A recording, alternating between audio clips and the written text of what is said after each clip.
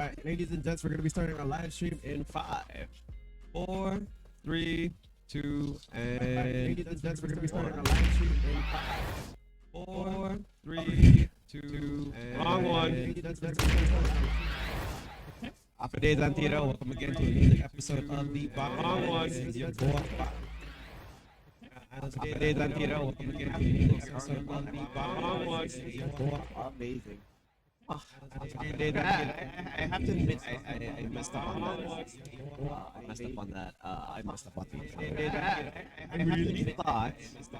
really thought that we were going to go straight into. I messed up on that. It sent me back into the. It just like legit sent me back. It sent me back into the. And legit sent us back into this. Just like this legit. This mode sent me back. Anyways, I think it's a lot back into. How's the audio now? We good? Anyways, I think it's a lot back. Yeah, I noticed when I was like the files earlier. I was like, why am I hearing the? Yeah, I noticed when I was like You're experiencing recording. Yeah, I know Your stand has recording. Yeah, anyways, ladies and gents, peeps of the stream, we got our two guests tonight. We got our two guests tonight. We also got our At your service. back again, also known as Regular. Oh, the last Filipino came back. With his dog on his side. He's been resurrected, bro. With his dog on his side. Board is back. In today's Sunday Mass service, we have our brother. With his dog on his side.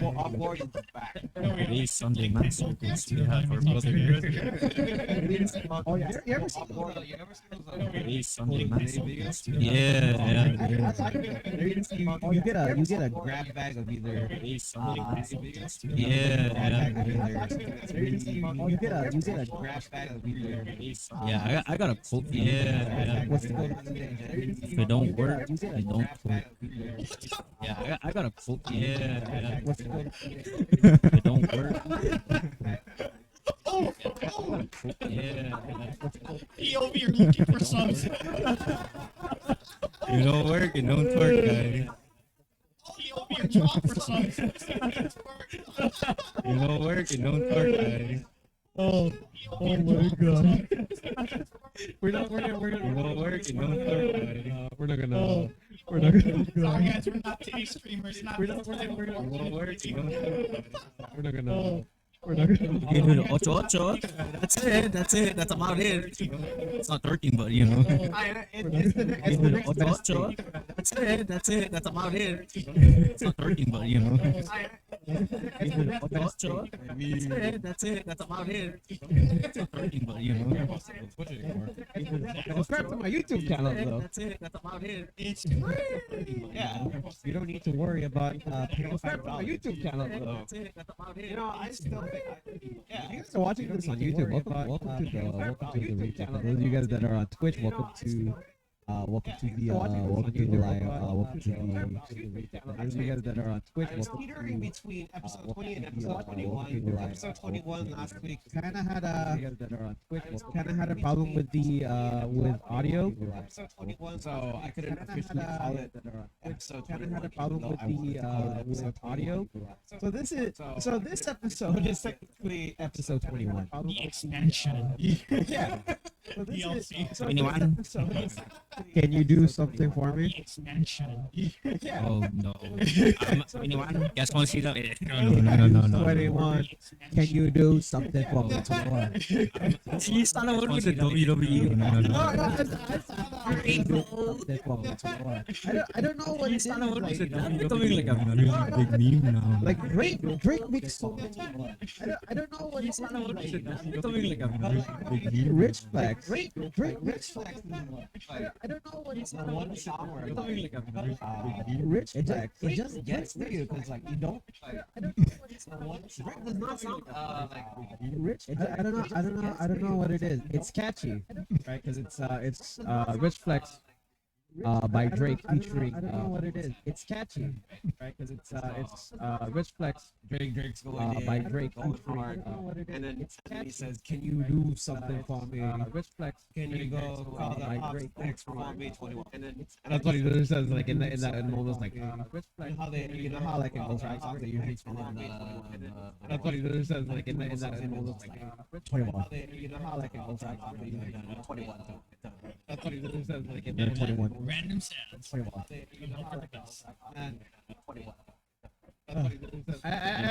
don't know what it is, but just watching that video, listening to the song, like I don't know what it is, but just watching that video, In a way, yeah. yeah, right.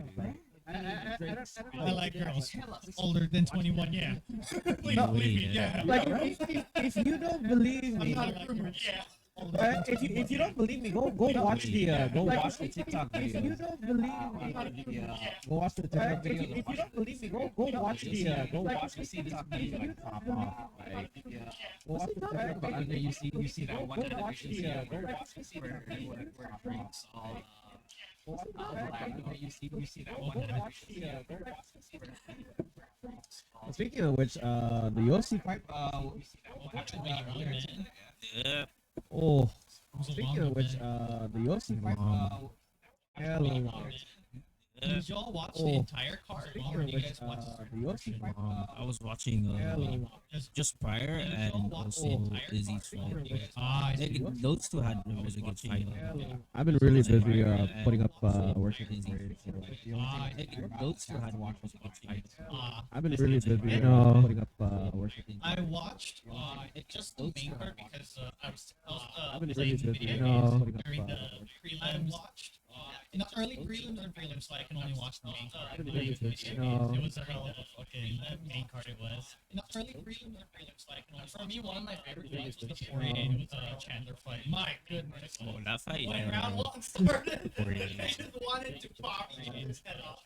And it got beat off. That fight. When round one started, I just wanted to pop.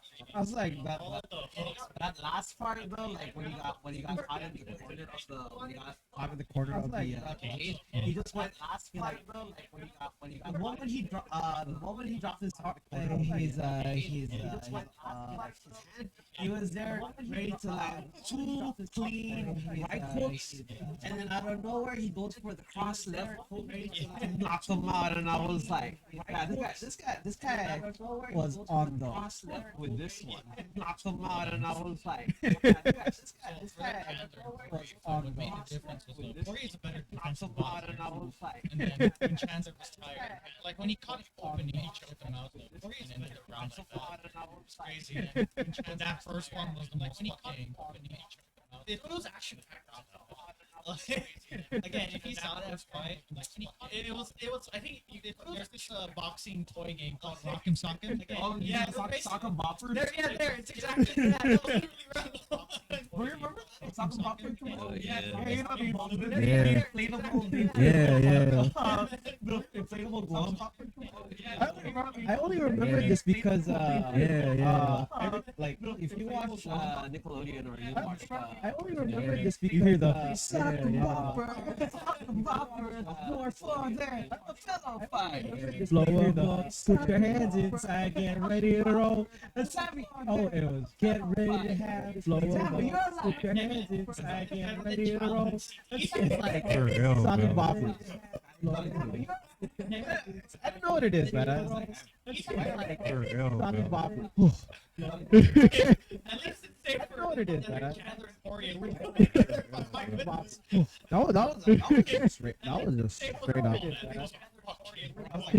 That was a bar fight. No, that was just straight up. And I've seen bar fights. That No, no. Bar fights are crazy, dude. Bar fights are out of hand. Man. Bro, why you hitting on my girl? It's crazy, dude. Bro, why you hitting on my girl?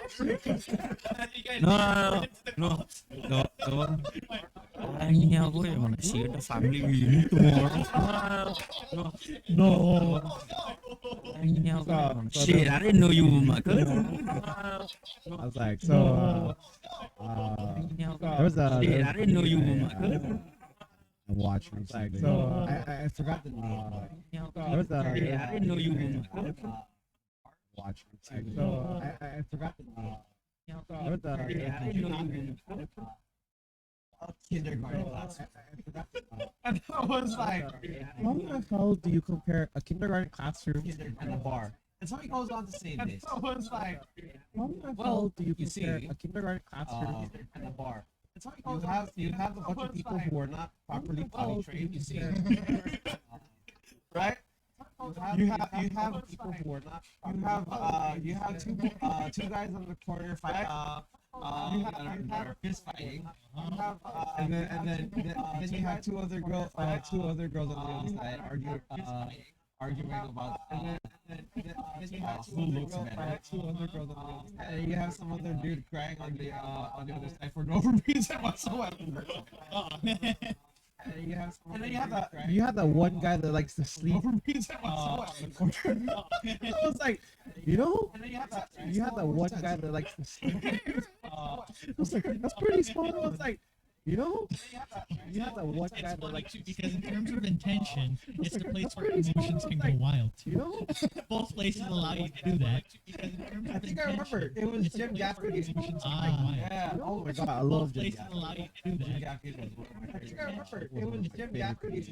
Ah, Yeah. Oh my god, I both love places allow you to He made a lot of jokes about food, but he also had a lot of jokes about he also had a lot of music jokes too. I see. It's like there was one where he goes. So It's like, you know the there story was of, one where he goes.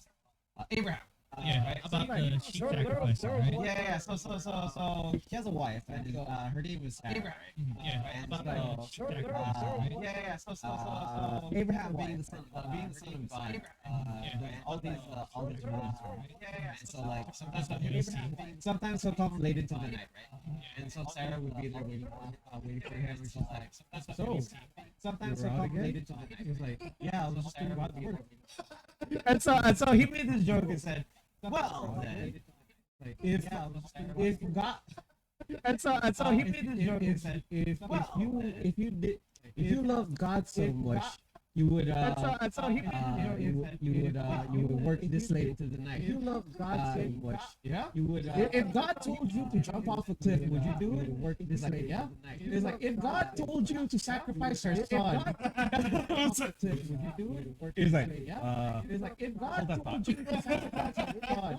And I was like, oh, if you know, you know. If God told you to sacrifice your son. And I was like, oh, if you know.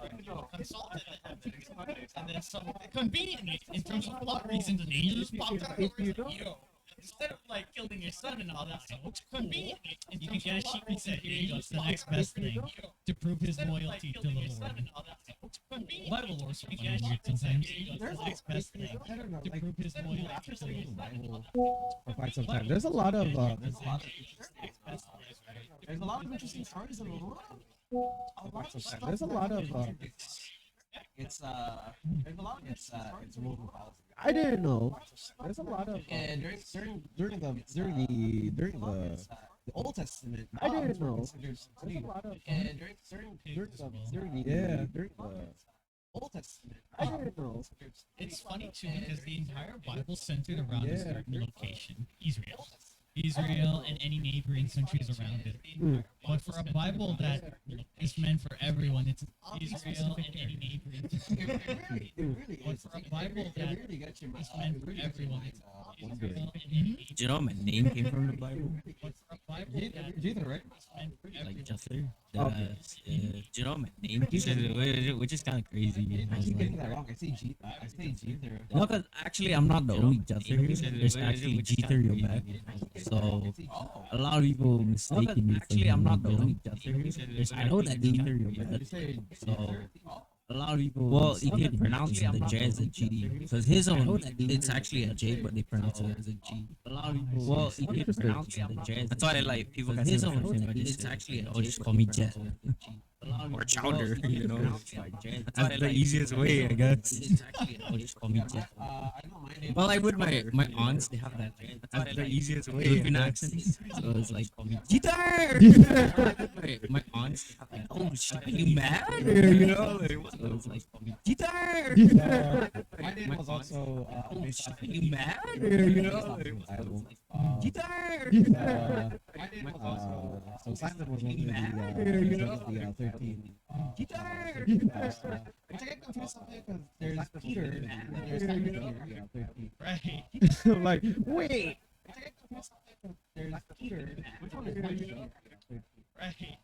Like, Well, wait. yeah, they are separate people. Simon, the apostle. I already forgot the name of the apostle. Like, Judas, wait. yeah, they are separate. So Simon, Tom DeLange, all of them promised to Jesus that they're gonna spread the teachings and all that. So Right.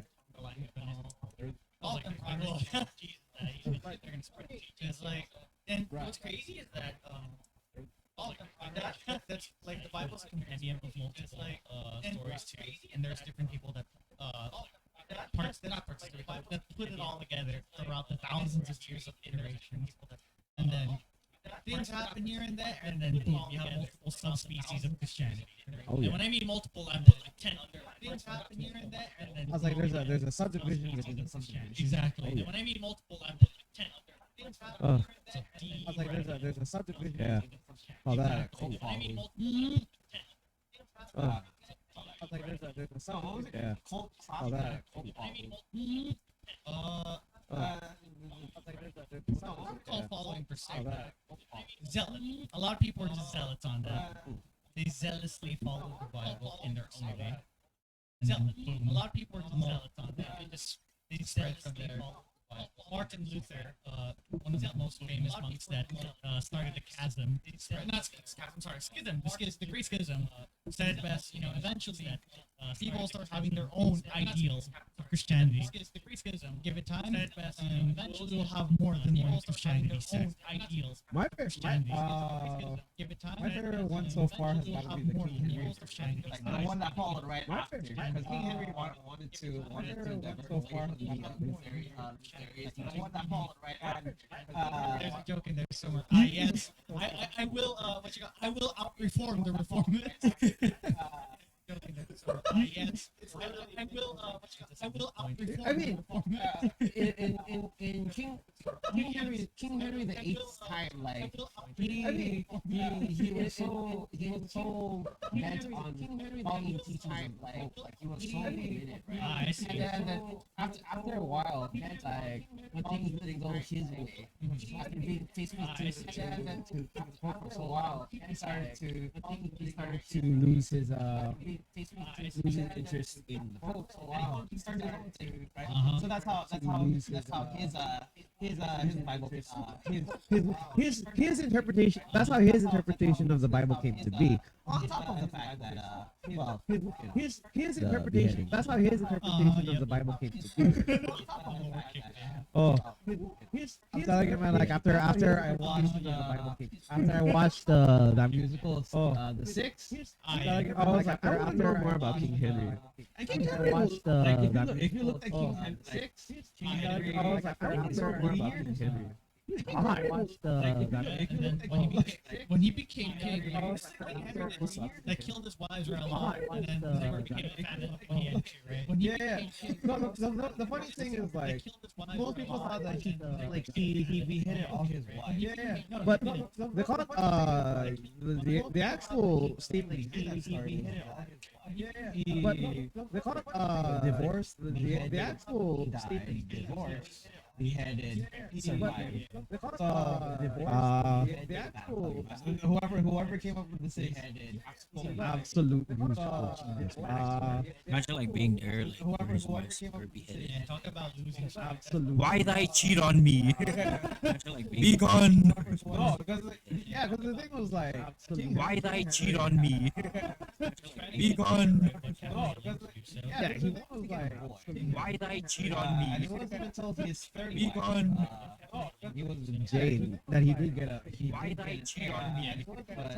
The unfortunate part was that she died, Jane, while giving birth. and that's a scary The thing. unfortunate part was that she died, Jane, while giving birth. That's a scary thing. The unfortunate part was that she died, Jane, without a doubt, while giving birth. No painkillers. Sanitation is pretty much non-existent. Without a doubt, dude. Victorian era, Victorian era sanitation was just absolute. Without a doubt, Victorian era, Victorian era sanitation was just absolute. And all that. Victorian era, sanitation was just Man, I want to go back in time. My life was simpler. I always tell people, no, I'm staying here. I like Man, I like to wash my dishes. Thank you. I was like, Jon Snow. Not from Game of Thrones, but Jon Snow, like the Doctor. Jon Snow was able to stop one of the biggest cases in Victorian history, which was able to stop the biggest. And this was the result of the sewage that was out in the cities pouring out into and this was the result of the city out against cities pouring out. So you want like he was fighting tooth and nail to figure out how the hell so you want like he was fighting tooth and nail to figure out how the hell Unsanitary. so you want and all that. Right. So people believe that the source of the problem didn't come from so you want water. Right. And people thought it was a different issue. People thought it was a different issue. Why are people dying?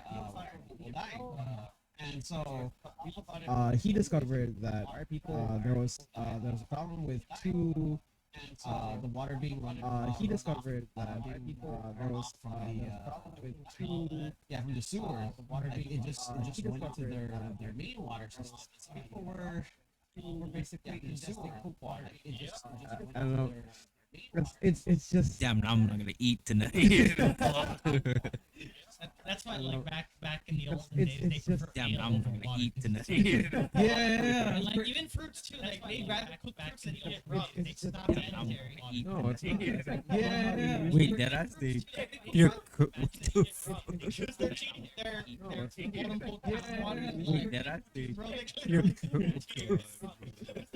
They're quote unquote It's absolutely wild when you think about all these things that are happening. It's absolutely That's what, like, wild people when you think you know, about all I'm thankful for the little things in life, you know, like good old faucet, sink, toilet, basic sanitation tools. Those are the little things that like good old faucet.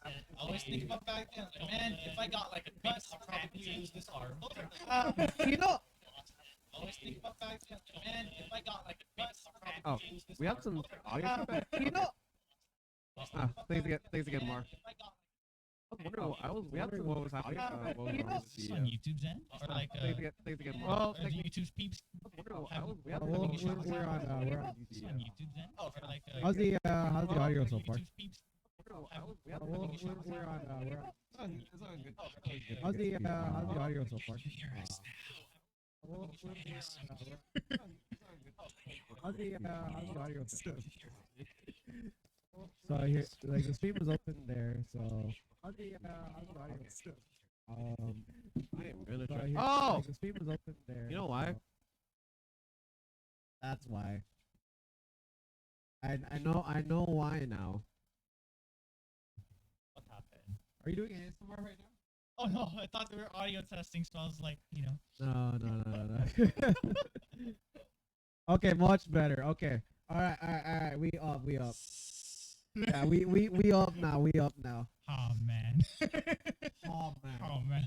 Um, You gonna have a day, man. so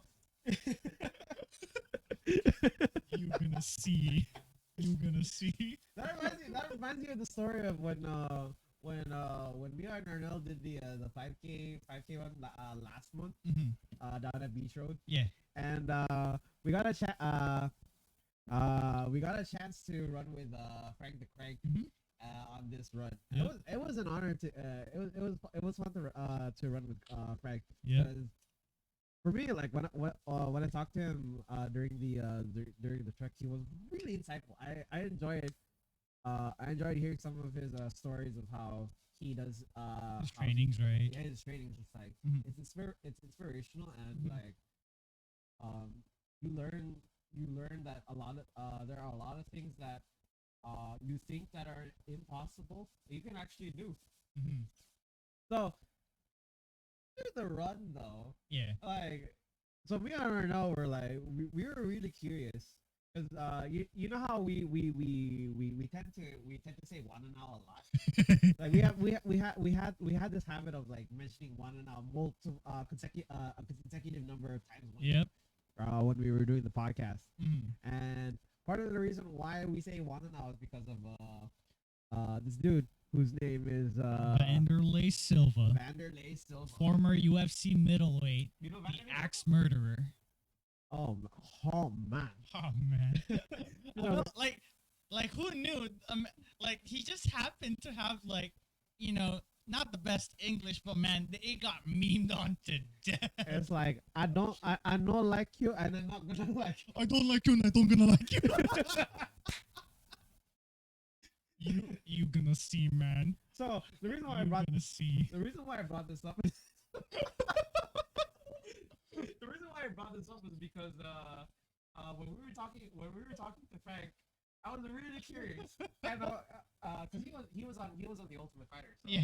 I asked him, Frank, I have to know, do you know who Vanderlei Silva is? And I kid you not, he tells us this. Yeah. He's like, oh yeah, I know who Vanderlei Silva is. Mm-hmm. Actually, I met Vanderlei Silva, Mm. and I was like, Oh man. Oh man. it's like you met the one and all guy. And I don't know, like when I first saw the one and now meme, for some reason it just latched onto my brain. And then eventually our friend group just called themselves one and now. And it just snowballed from there. Like our group doesn't mention the lore, but I'm the only one that knows it so vividly. It's like I blame this dude because like I've been really getting into UFC. Mm-hmm. Like a lot of the content around UFC. Like I'm still getting my feet wet into UFC. Yeah. Now this is starting to look like an actual Joe Rogan podcast. So what got me into UFC was actually my art teacher, Mr. Weaver, back in Southern. Oh. And then what really kickstarted my hobby watching UFC a lot was it was actually thanks to Joe Rogan. Like he interviewed multiple UFC fighters, Dominic Cruz. There's someone from the top of my head. There was also Kevin Lee and all that. Donald Cerrone, and it just went on and on. And whenever I heard their stories, I got curious and watched their fights. Win or lose, these guys are the most entertaining SOBs in the fucking planet, man. Especially Tony Ferguson. My man's at Harvard right now. He's actually studying at Harvard. This is the same guy that believes smacking his legs in a fucking iron pipe will make him stronger. It somehow did, and now he's in Harvard. Like legit, he's a Harvard student. He got accepted. Would you smack your leg with an iron pipe to get stronger? Maybe if I was with, Usually Muay Thai fighters do that. Dude, man. I'm not sure if I have the Tira Muay muscle Thai energy fighter, for that. bro. But yeah, Tony Ferguson's the type of guy that would wake up in the morning to set his alarm. Muay Thai fighters are hardcore though. Their level of training is absolutely insane. You know that fighter, Korean Zombie? Yeah. Yeah, he's actually Featherweight. He was actually like in the Korean army too, just crazy. Oh yeah, because Right. of their law and all that. Forced enlistment. Oh no, It's mandatory. crazy enlistment. too. BTS is in the army. Yeah. Can't dance your way out of that now. I mean, At least the enemy has a free show. Yeah. Okay, Oh, now time to shoot them or Hey, something. it's better than them going to jail. Yeah, true. Or you see the fangirls crying all day long. Oh no, my baby's went to jail. Fuck. but their combat training is insane. Have you seen that one video where they did the knife training? Oh yeah, yeah, yeah. Dude, it's like their reaction is fast, like lightning fast. Like Yeah. you see them making fucking stabs, and then all of a sudden they take you down immediately. That's insane. Like my favorite Muay Thai strikers in UFC is definitely guys like Cerrone, Charles Oliveira. People sleep on his fucking Muay Thai, but it's pretty sweet. There's Valentina Shevchenko, really good Muay Thai striker too. Goes on and on from there. As they said it best, if you're a good Muay Thai striker, you're Bangkok ready. For real. For me, like I actually learned about UFC because of my dad, like watching UFC with my dad back in 2010, and this is when I started to learn about some of the older legends like Chuck Liddell, Chuck Liddell, Rampage Jackson. yeah, Rampage Jackson. Oh, That was Silva's time too. Oh, but then he was already like getting old too. Silva, Chael Sonnen. Kimbo Slice. Yeah, Kimbo Slice. Kimbo Slice, man. Randy Couture. Oh man, there's CM Punk was in freaking UFC, bro. it was a disaster. It was a disaster. Like, but compared Brock to Lesnar too. yeah, Brock Brock yeah, Lesnar- but Brock- yeah, because he had But he had a pretty he was good an record. NCAA wrestler. It helped him out. CM Punk had like he was old too. He was fairly old for a debuting age, man. That's old already. how old was he when he debuted? He was already almost 40. Oh, what? For Yeah. real? Yeah, it was a really late debut. That's like For me, like if you wanted a debut, you might as well do in the regional circuit. But Yeah. they cashed. Dana White decided to hire him because name value. That's That was the only reason why he fought. It was just name value. that's like masters level. That's like masters level. Yeah. People fucking- fighting. Yeah, man. People will grind at the regionals for like at least 10 fights, and then they'll move their asses up. To How about- UFC, or even more. Like when you look at it from a sports perspective, there's a certain age where peak your performance peaks, Mhm. and then after that, because of old age, Yeah. your performance goes down, and Mhm. it's not the same as it used. For me, like the key number for me when it comes to UFC fighters, I pay attention when they start turning 35. Yeah. And then the next 5 years, this is where I start keeping a close eye. Like they either like snowball up or down. And then you have miracle stories like Glover Teixeira, one of the oldest UFC champions. He won the belt at 42. Really? Yeah. He beat Jan Blachowicz by submission at that for what UFC was. Yeah, but he beat Jan Blachowicz, a favorite too in that fight, by sub. And then unfortunately Glover lost his belt to forgetting that. Yuri Prohashka. He lost it to the fucking samurai dude. My man's a fucking beast too.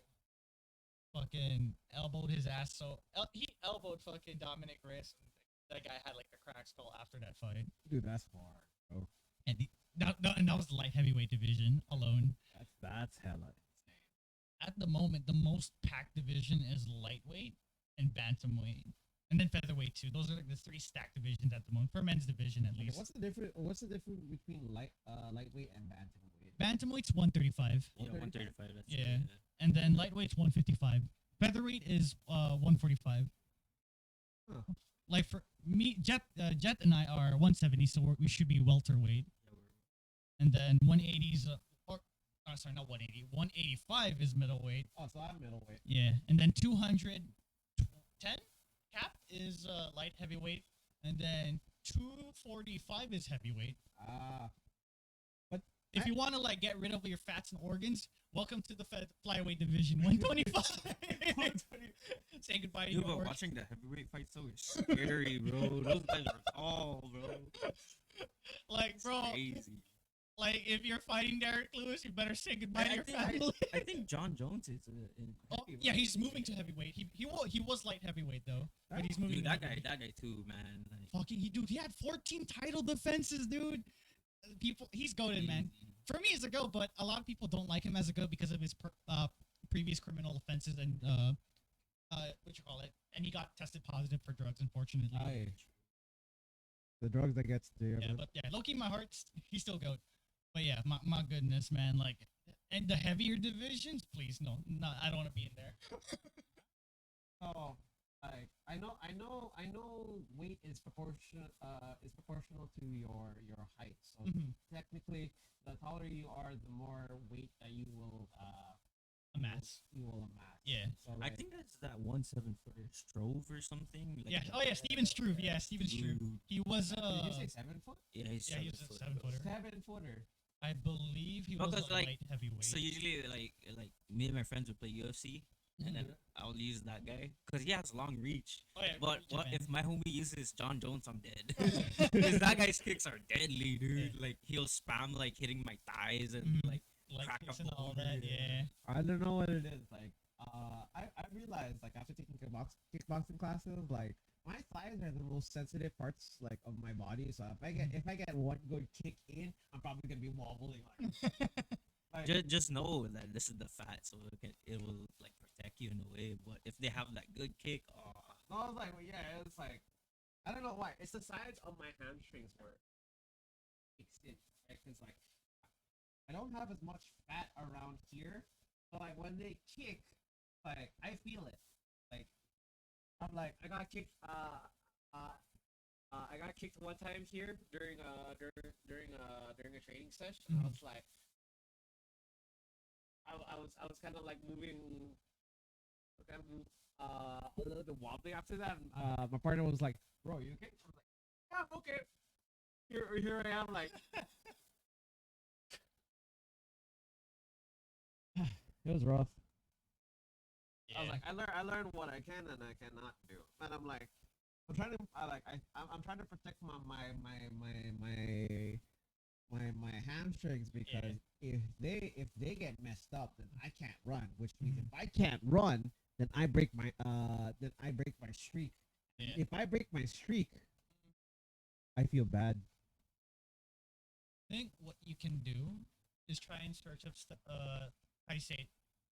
Uh, There are a lot of videos on how to check leg kicks. I highly suggest you watch those just to make sure your legs don't go burr when you run. No, I don't. Well, I don't. Typically, I don't have that problem when I run. Like with my hamstrings, I'm good. Yeah. I guess especially after that. Especially after the airport. Run. Cross country run. I was like, I'm good. Yeah. That was absolutely insane. Imagine running around an airport though. Just imagine for a quick second having to run around running around. that's like basically like PT for like army and like Air Force people, bro, and Marines too. So it's like So on that run that Simon and I ran, there were two divisions, 8K and 5K. But regardless of what route you choose, it's going to be a tough run. Considering it's a cross country route, you gotta keep in mind that you're not only running in asphalt, but you're also running in like tangan like fucking road, man. Like it's all fun and games. You have like a steady posture, breathing's good, and then Senor Potholes was like, "Hey, bro, what's up?" And then your leg goes yoink. Bro, I ankle broke myself like 3 times. Oh I no! don't like that feeling, dude. Yeah, Like, it sucks, man. Oh. And to make it worse, it's my lead leg, my left leg. So it's that's like, why it's they hanging still. sprain it or Yeah, like, that was my tweaked it, biggest you fear. know? Like, oh hell no, if I sprain this lanyard, time to put this. If I ever thing in do the that, ankle I'll towel. do like the Peter Griffin. That's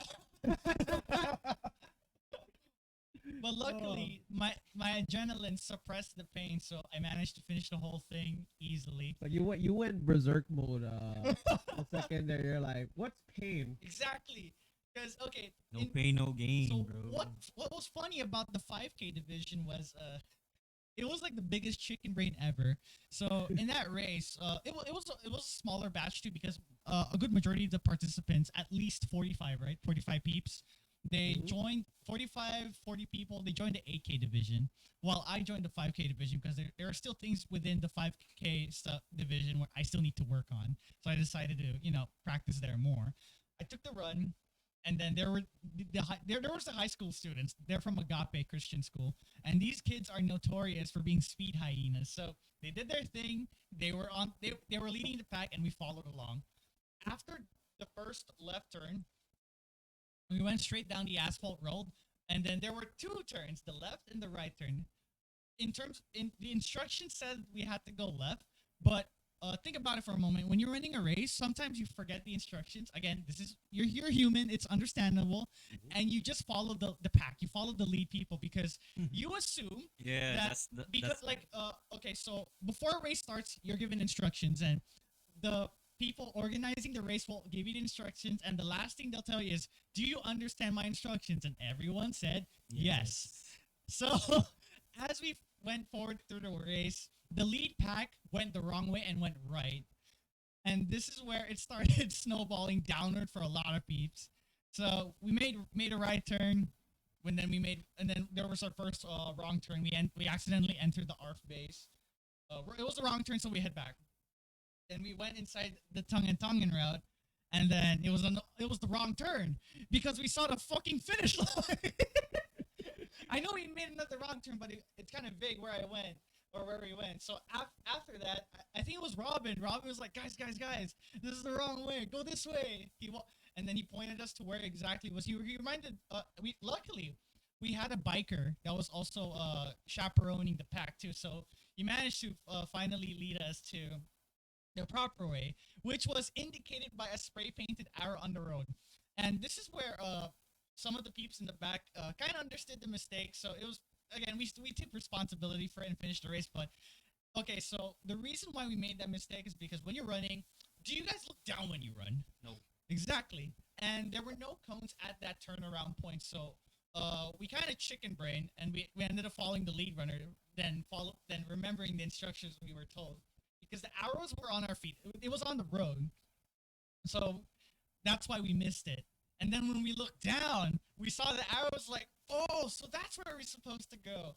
So Ed made the adjustments and shortened the route that we were supposed to go, and then we finished the whole race. And then stuff happened here and there. I ended up getting third place overall. Whew. It was a trip, though. I prepared for 5 kilometers, but ended up running more than 7. I mean, I'm still proud of what I did, but at the same time, good lord, I was like tilted, but at the same time, like, no, I'm not gonna quit. I'll just finish this damn race anyway. And yeah, I'm fine now.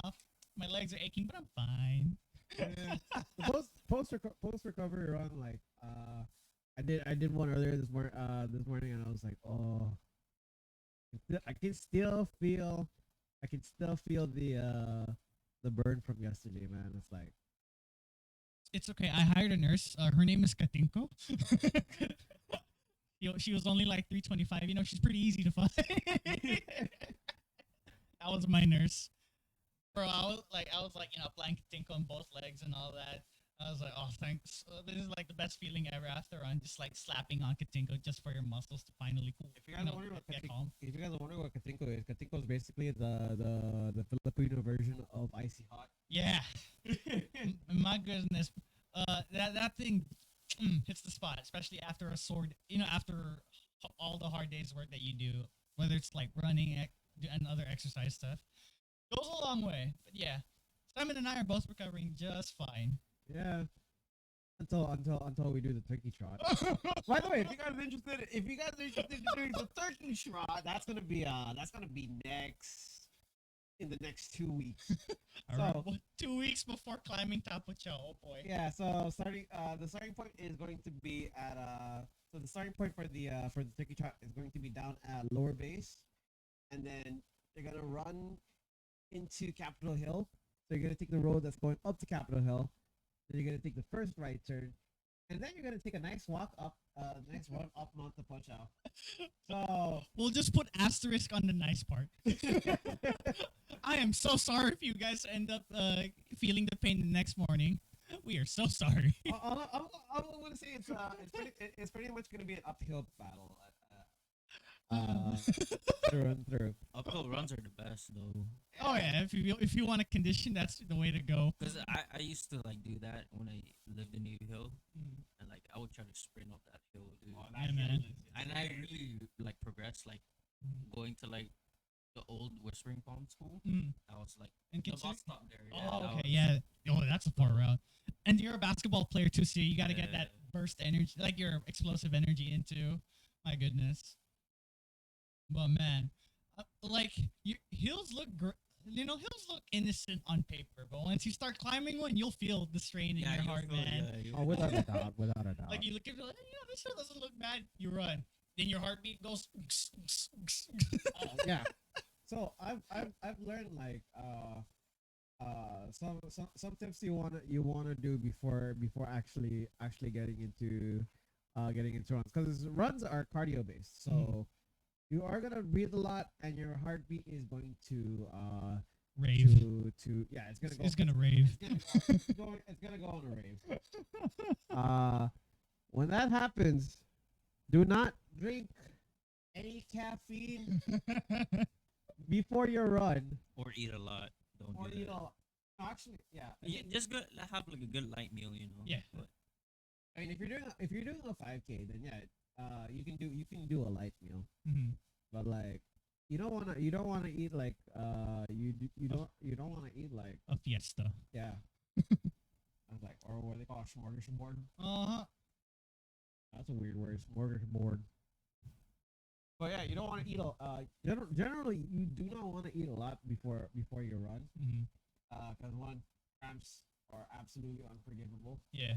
and the higher the heart your heart rate when it's active has to be between 140 and 160. Mhm. Once you go higher, like around the 200s, that's Yeah.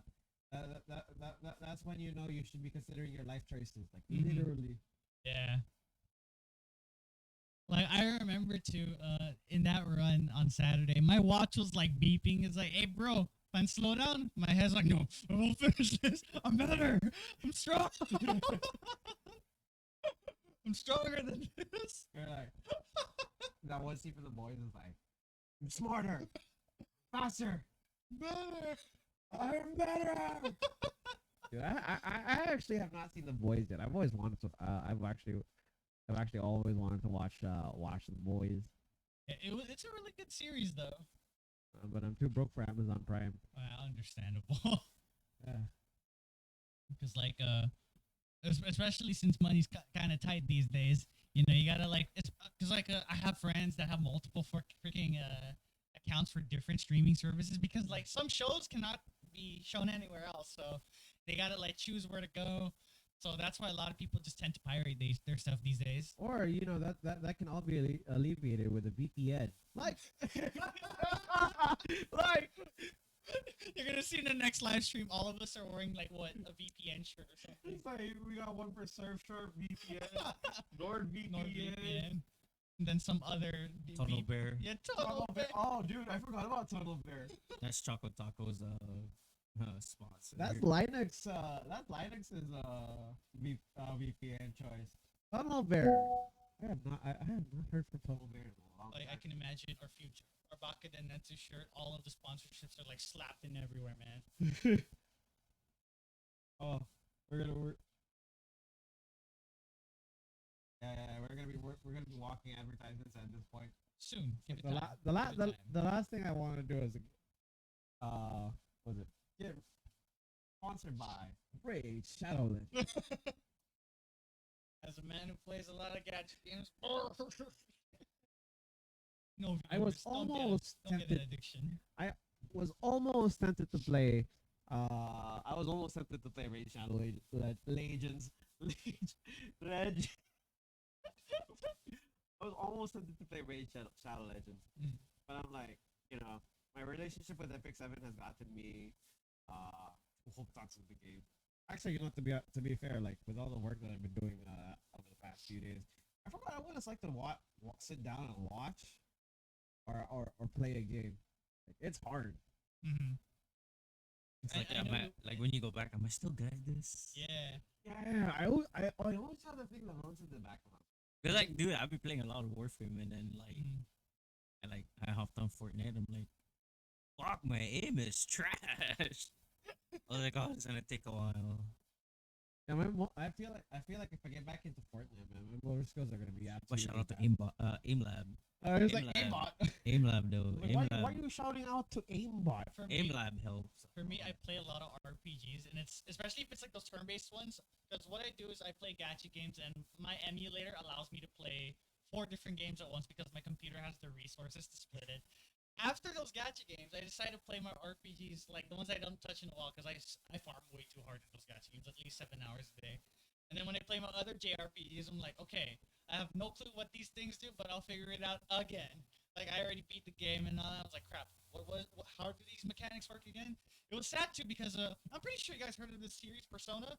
I played Persona 4 Golden Edition. I was like, okay, how does this game system work again? I know I beat this game once. All right, what the hell do I do here? Shit, I forgot. My dumbass self decided to play in the harder difficulty too after the first playthrough. I mean, when you come back to a game that you have not played for a while, a lot of things that run in the back of your mind are like, how do I do this again? Yeah, exactly. What was the shortcut for this again? It gets worse when you start trying to refigure out the min-max stats you did. Like, especially when you go deep in the game, you'll start min-maxing like all your gear, your characters, and then when you look, and then after a good space amount of time, come back and it's like, okay, how the hell did I do all this magical shit again? Then you have to go through this process of like watching YouTube videos. Dude, that's actually me. Like, and then reading all the articles online. cause like Uncharted 4 is a great game, dude, and like I was like, fuck, I beat all these levels, and then I'm like, fuck, you know what? I'm gonna go YouTube, you know. Yeah. Because I Cause know the first time you played it, you're like, oh shit, now I get it. But then like, if you haven't played that game in a while and you go back, you're like, the fuck? You're like, huh? I've done this, but like, what do I do again? yeah, and it's crazy because you look back at your Steam records and you're like, man, I played 120 hours in this game and it's gone. Like mentally, it's not there anymore. But speaking of, dude, the new God of War game, It looks so sick. Ooh. Boy. it's not a boy anymore, man. Interest glowed up, bruh. Atreus.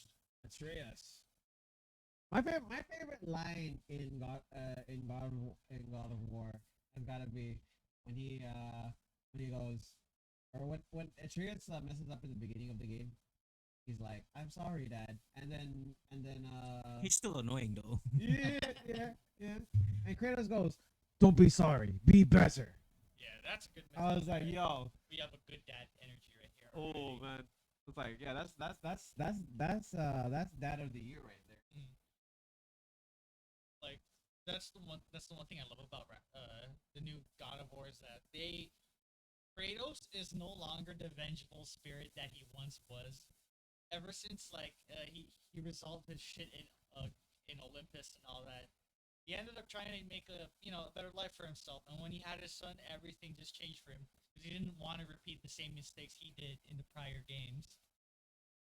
He was that hell bent on not doing that anymore. I guess that goes to show the beard is synonymous with that as well. It's like each hair that grows on his beard represents a red hat. He is God of War games. Most of his migraines come from his son. What Adrian like? So I have Atreus. Atreus. Yeah. Hey, my teacher mentality is like right there. Like I am messing up students' names like left. Atreus. Not to be confused with that band Atreyu. Oh yeah. Yeah. It was a cool story though why Kratos called him Atreus. Because it was this. I believe that was one of Kratos' close friends during the Hellenistic Wars. And when Atreus died, he was one of the more valiant soldiers that fell in battle. And as he died, Kratos, I think, carried his shield. He put his body on his shield and carried him back home and all that. And then to honor his friend's memory, he called his son Atreus. What I remembered, at least. Good old Atreus. And then there's Kratos' forgotten brother, Deimos. Who's Deimos? His brother. Kratos has a brother. His name was Deimos. Kratos went to the underworld. Yeah, he did. Oh, okay. Yeah. It was a PSP game. I forgot what it was called. Oh, those kids. My man had beef everywhere. He had beef with the entire Mount Olympus Pantheon. He just man. hated everybody. Yeah, exactly. He went literally up there and down there. I think Zeus was like, I fucked up. Why did I give him two blades? You know. Actually, it's cool now because you can use the blade, but it's not Yeah, like man. before, like the OG God of War. Yeah, man. Because you still got that good axe, but the blade, that's how what made Kratos, you know, Oh, yeah. him, man. Like, Oh yeah. but I think over the time when God of War expanded, Zeus was just like, nah, I'm gonna take that away from you. You could use it a little bit, but I think what they did was for God of War 4, they want to it's not a copy per se, but they wanted to try doing the Devil May Cry system where you want to combo your, Oh, your weapons and all that. Yeah, I remember that. Because Add more flavor. when I was playing the new God of War, I was like, oh, you could customize your blades. Yeah, I was like, And then huh. your play style too. Like I heard, like in the God of War games, you can do a shield play style too. That was pretty sweet. You can change your shield now, like Oh, different damn. different designs. Sweet. And I'll definitely if Imagine they have like a Japanese pack where Kratos is like a samurai. Or something. Oh, Bro, that's gonna I go think- hard, I bro. think Ghost of Tsushima did like a crossover event where you can get the Kratos samurai armor. That was pretty sweet.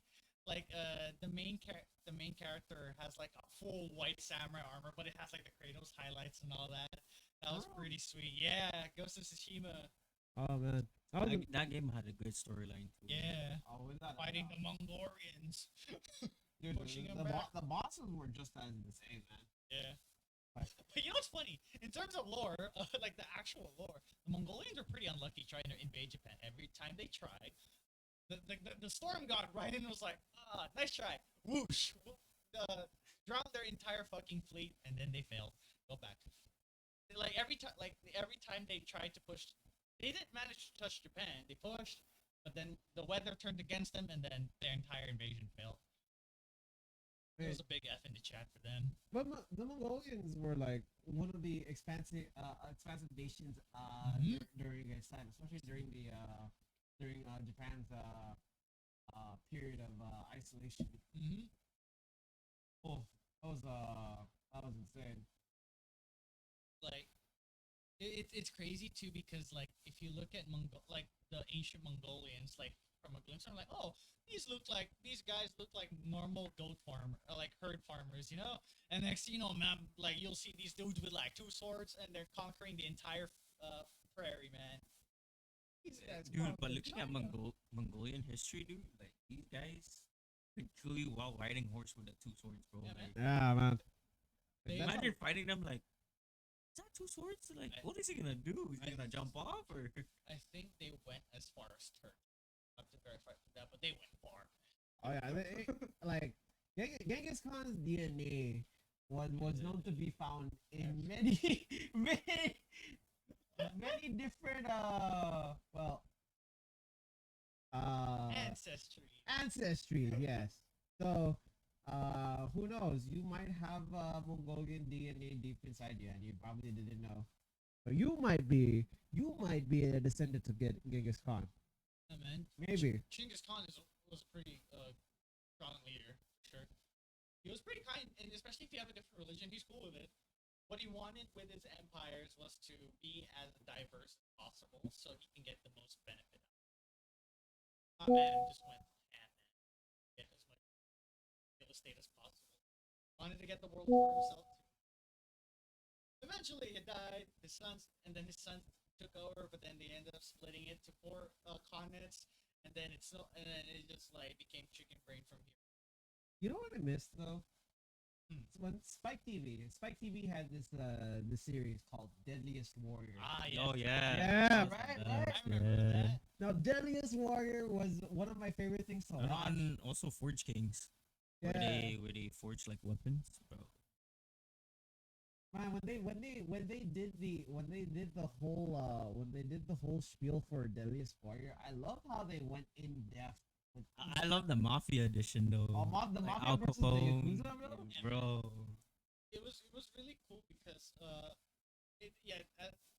they actually the fact that they ran calculations too was pretty funny. Like these guys actually ran the numbers too, and then had and then the choreography was really cool too. I And it's cool. They added like different cultures as well. They did. They did. They had like Samoan warriors there. I felt like one of the most imbalanced battles has got to be the ninja versus the Spartan, man. I was like, Yeah, that why one would you- that why one would threw you me put both off. of them together? That threw me off, dude. POV ran out of ideas. Wait. What if like okay, real talk? What if like the matchups were just like those like the staff would just do a blindfold and you start throwing darts? It's like, All right, boys. What's our next matchup for our next episode? The executive's like, all right, give me a blindfold. They threw the darts. They saw the matchup. Makes sense to me. I was like, and they probably did that with Shaka Zulu versus William Wallace, man. And like Shaka Zulu was one of the most powerful African warriors during his time, man. Yeah. I was like, it was because of him he created this formation called the Zulu formation. Yeah. So in this formation, he has his army go around in a square, Mm-hmm. and then they go veer out into a V, Mm-hmm. and then when they come towards you, it looks like there's multiple people coming in Yeah. because from a vantage point, Yeah. it looks like multiple people coming in, Mhm. but it's actually not. Yeah. Giving this mindset that they're probably being outnumbered right now, so they're Mhm. probably gonna retreat. Yeah. You know what's funny? One of my favorite matchups is SWAT and GIG. And the Oh, comment section was the funniest shit. It was like, hey guys, Rainbow Six Siege leaked footage. I was like, oh my goodness. Leaked footage, boys. oh. This is the alpha development. And then they started memeing. He's like, come on, guys. They won because they had more abilities. We got to nerf the other team. What was it?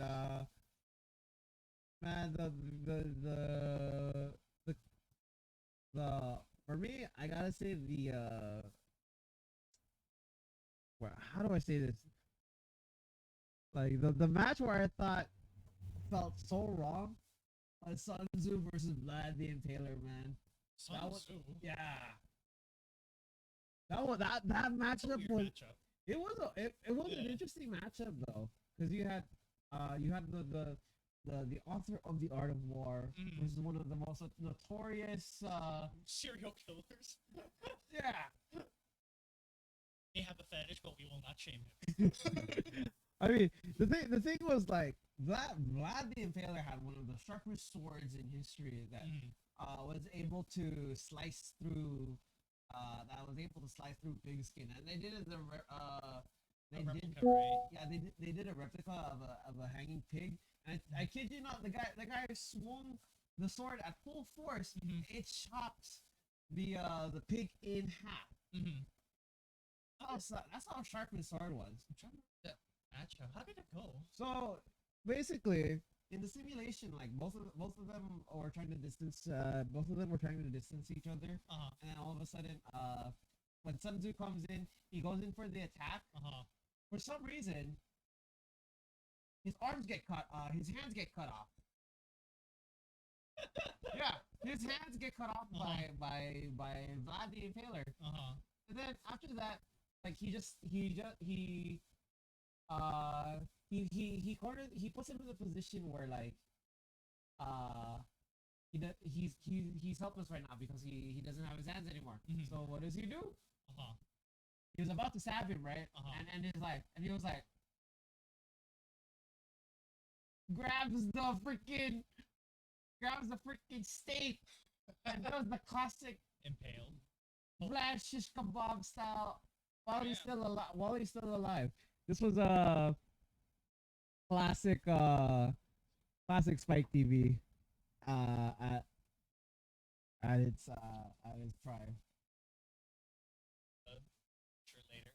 Another favorite matchup was Teddy Roosevelt and keep forgetting that I think it was I remember his name.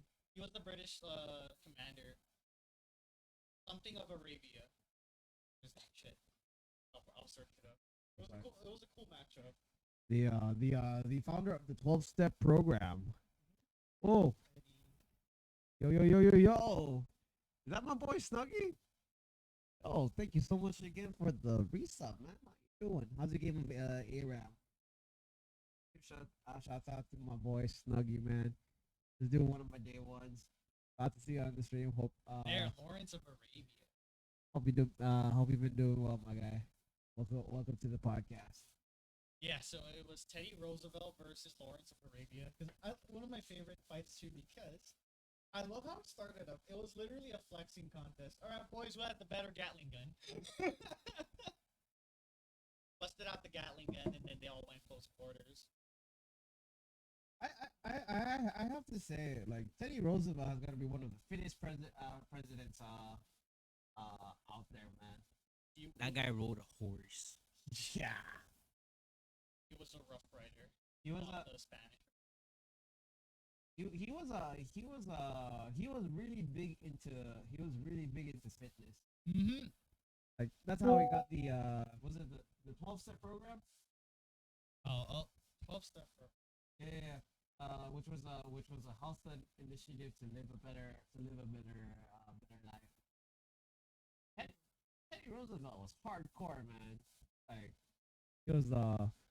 he's a real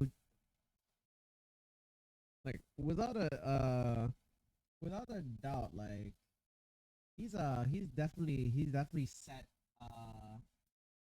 the record for a lot of things. I know he got shot once. Yeah. And then shortly after he got shot, he continued his speech again. I was like, there, the bull moose. That's his nickname, the bull moose. Like the reason why he didn't die is because you can't put a good bull moose down. That's right. Based, man. That man's based. I was like the fact that he can still talk while he has 2 bullets in his system, man. It's like he's the closest thing. He's like the 50 Cent of the 19. Okay, yeah. Now it's coming back to me because I know Teddy was actually sickly as a kid, and then as he grew older, he started picking up boxing. And then it just snowballed from his Giga Chad started snowballing from there ever since he started brawls and bars and all that. Yeah, the old style boxing where you go like this. Bro, it's like it's the glow up me, man. He literally started out skinny as me, then give it time, bro. My man's like fighting in the Spanish-American War, and he was putting his like long sleeve polo tucked in, man. It's like, and he wore a scarf. Ultimate Giga Chad energy right there. Yeah, man. If you want to get an idea what kind of uniform he wore a Rough Rider uniform. For those who play Red Dead 2, that's what the main character wore, a Rough Rider setup. Good old. But yeah, good old Teddy Roosevelt. The boxing gave him the drive to become manlier by every fucking second. Increases your testosterone by 5%. Pretty realistic. Oh my god. Pretty realistic. Oh.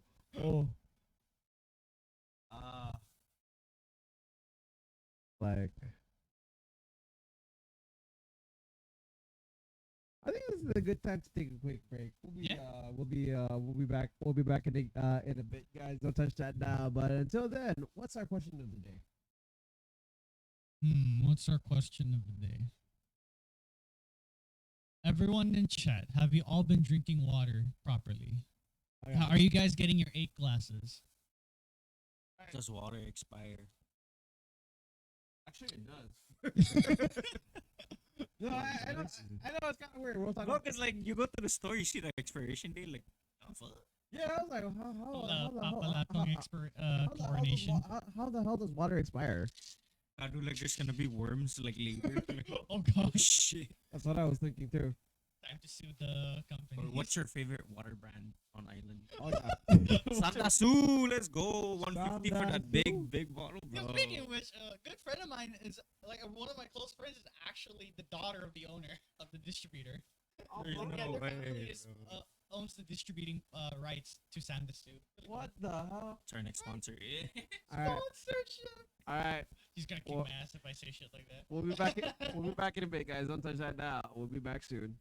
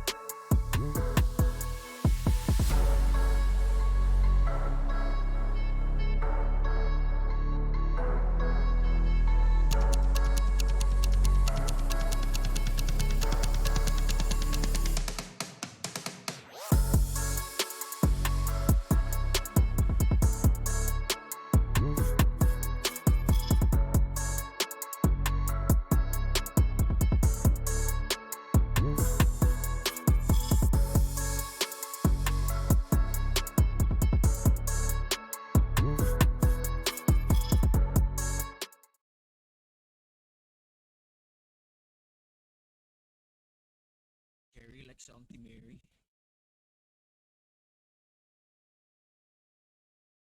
All right, ladies and gents, peeps of the stream, we're coming back to you in 5, 4, 3, 2, and 1. All right, Happy Santino, welcome back again to the Baka Den. Hope you guys are doing good. Hope you guys are having a good morning, evening, afternoon over here on the world. I hope you continue to stay amazing. Oh, man. So, during the break, we were actually just talking about running recently. Mm-hmm. Oh man, and but honestly, I never would have thought that running would be an integral part of my life, but it has like a lot, like uh coming into like aside from most other exercises, I just find a lot. I find running to be a good pastime for me. Yeah. Yeah, it is. I don't know with you guys, but I don't like the idea like. I know I say I like running, but certain stipulations I would like to stick to. Like if I want to do longer distances, I want to make sure that I'm running there's a path that I'm walking that I'm going to. Mm-hmm. I don't tend to like running at the track. It gets boring, huh? It does. Yeah. Dude. Like running on the side of the road, it's a different vibe. Mhm. Dude. Right? Because you see a lot of things. You're like, yeah, this is not too bad. I like going to the scenic Yeah. route. Beach road is a really popular route The for only sure. thing with running is like when the bad time comes, it's like, oh fuck, I need to take a shit. Oh man. Whoa. Should I stop here? Or, you know, right, yo. That's weird, dude. Like, I actually had to call one of my dad to figure out. I'm like, I need to go home. He's like, why? Where are you at? I was like, oh, I'm down here in Puerto Rico. I was like, oh, you ran out? I'm like, yeah. So what I do is like every time, because I wake up around 4 o'clock every day. What I do, I always give myself 30 minutes to warm up. Like I'll drink water and start pacing back and forth. So whatever's in my stomach gets out of there before I run. So sometimes I start my runs at 5, or like just to be safe 6. So like whatever's in my tummy is gone. I had so when I was in Oregon, like I don't know why, but for the life of me, I had one of the worst stomach aches that I could go through. Didn't you party? Not party, but like didn't you hang out at a bar before the run? You were doing extracurricular activities. I mean, yeah, we actually You were socializing. we were bar hopping that night, and I remember I downed a pickleback in one of the bars, and the morning after, like I thought I was gonna the morning like I was running on 3 hours of sleep, and I was on my way to the run, right? So when I started doing the course, like I was doing pretty good. I was like, okay, mile 1, I'm fine. And then the second mile kicked in, and I was like, okay, this is going good. Mile 3. Threw you off. When I got to the final mile, I could feel my stomach gurgling. Like I was like, no. I cleared everything out this morning. How the hell am I still feeling this sensation that I'm feeling now? So I was mid run. I was trying. What made this run even worse was that I was trying to finish the time limit. I had to finish this run in under 30 minutes. Because if I didn't, then they'd have to walk me back to I'd have to walk back to the starting line. Oh damn. And so I was like, oh god, what do I do? I'm trying to run a minute faster than my usual pace while clenching my butt cheeks. So I was like, oh. I was trying my best to keep a straight face, right? Because I'm like, I'm focused, right? And I'm like, okay. I'm good. My breathing was like, went from like, Cause like when you walk, it makes it worse. So it's like, It's I like can imagine the bathroom break afterward. no. But the sad thing is like once you sit, it doesn't come out. You're like, wow, Yeah, oh, bruh. all about Wow. deal. That's all like. Now, come on. I was like, I could feel it. I could feel it coming out, and I was like, oh, no. So I sucked back in. I was like, okay, we're gonna hold on. I swear, we're gonna find the nearest porta potty once we're finished. But you're staying in there, Mhm. staying in there, right? It's like it would have been so bad if you get the runs and it starts going down your leg, and you're like, oh. And the thing was like, what made it even more nerve wracking because Here, like with some of the races, like we didn't have to worry about too much about people, like watching, right? Like most of the time, a lot people were gonna be waiting at the finish line. Here, in this race, the Oregon race, man, there were people left and right watching the event and cheering Yeah. on. They're like, yeah, go! Screw that, bro. I'll be like, hey, do you have a restroom right now? Like, I need to take a dookie, bro. I got some cargo to deliver. Dude, the thing was like the with the pathway, everything was gated. Oh, So I was no. like there was no doorway to enter or exit. So I was like, You see a porta potty in the gated area. You're like, Yeah, oh, like, no. and it's like the gate was like about this high. So I was like, if I was gonna get to the bathroom as soon as possible, I would have to jump. I would have to hurdle jump over that thing. You're Man. already holding onto your cargo as you do. Yeah, it's the leaky kind of cargo, man. I Oh, was like, so thankfully, at the end of this whole god dang ordeal, I was like, the first thing I did was I found a porta potty, and I was Mhm. like, I went there, I rushed in, and then I opened the door, and I looked down, and I was like, it's locked, isn't it? So I was like, I didn't realize Mhm. as I was in my time of like distress, I looked back and I realized, oh, there's another porta potty behind me. So I go in and I'm like, I do my bit, I do You my deploy the business, man. cargo. And I'm like, whoa, yo, we got raided, bro. Hey, welcome. Sublime. Yo, Sublime! Sublime. You mother! Yo, thanks, dog. You- That's one of my homeboys, guys. Hey, what's up? What's up? Yeah. Yo, shout out to Sublime, Much man. love to you. It's man. funny he came in Much at the love. time Simon was about to deliver his cargo. That's when he gets This raided. guy, I was like, bro. yo, shout This out, guy. shout Welcome out to- to Sublime. welcome to the man. How you podcast. doing? Half the days, Auntie. You know, welcome again to this week's This episode of guy. the Breakpoint. Hope you guys are having a good Sublime, morning, evening, Sublime. afternoon. Sublime, I know you're streaming. Show us your cut, bro. Show us your haircut. Yeah. Yo, hold on. Yo, No, it's a meme that we have. It's like Ah. he hasn't cut his hair. Much love to you, dog. much love, man. Mhm. I was like, Appreciate it. when oh hell, Dauntless. Yo, Dauntless, man. Mhm. You know, I haven't heard, dude, Dauntless is a classic, man. Mhm. I was like, the fact that Epic Games created their own version of Monster Hunter, It's a really cool concept. yeah, I liked it.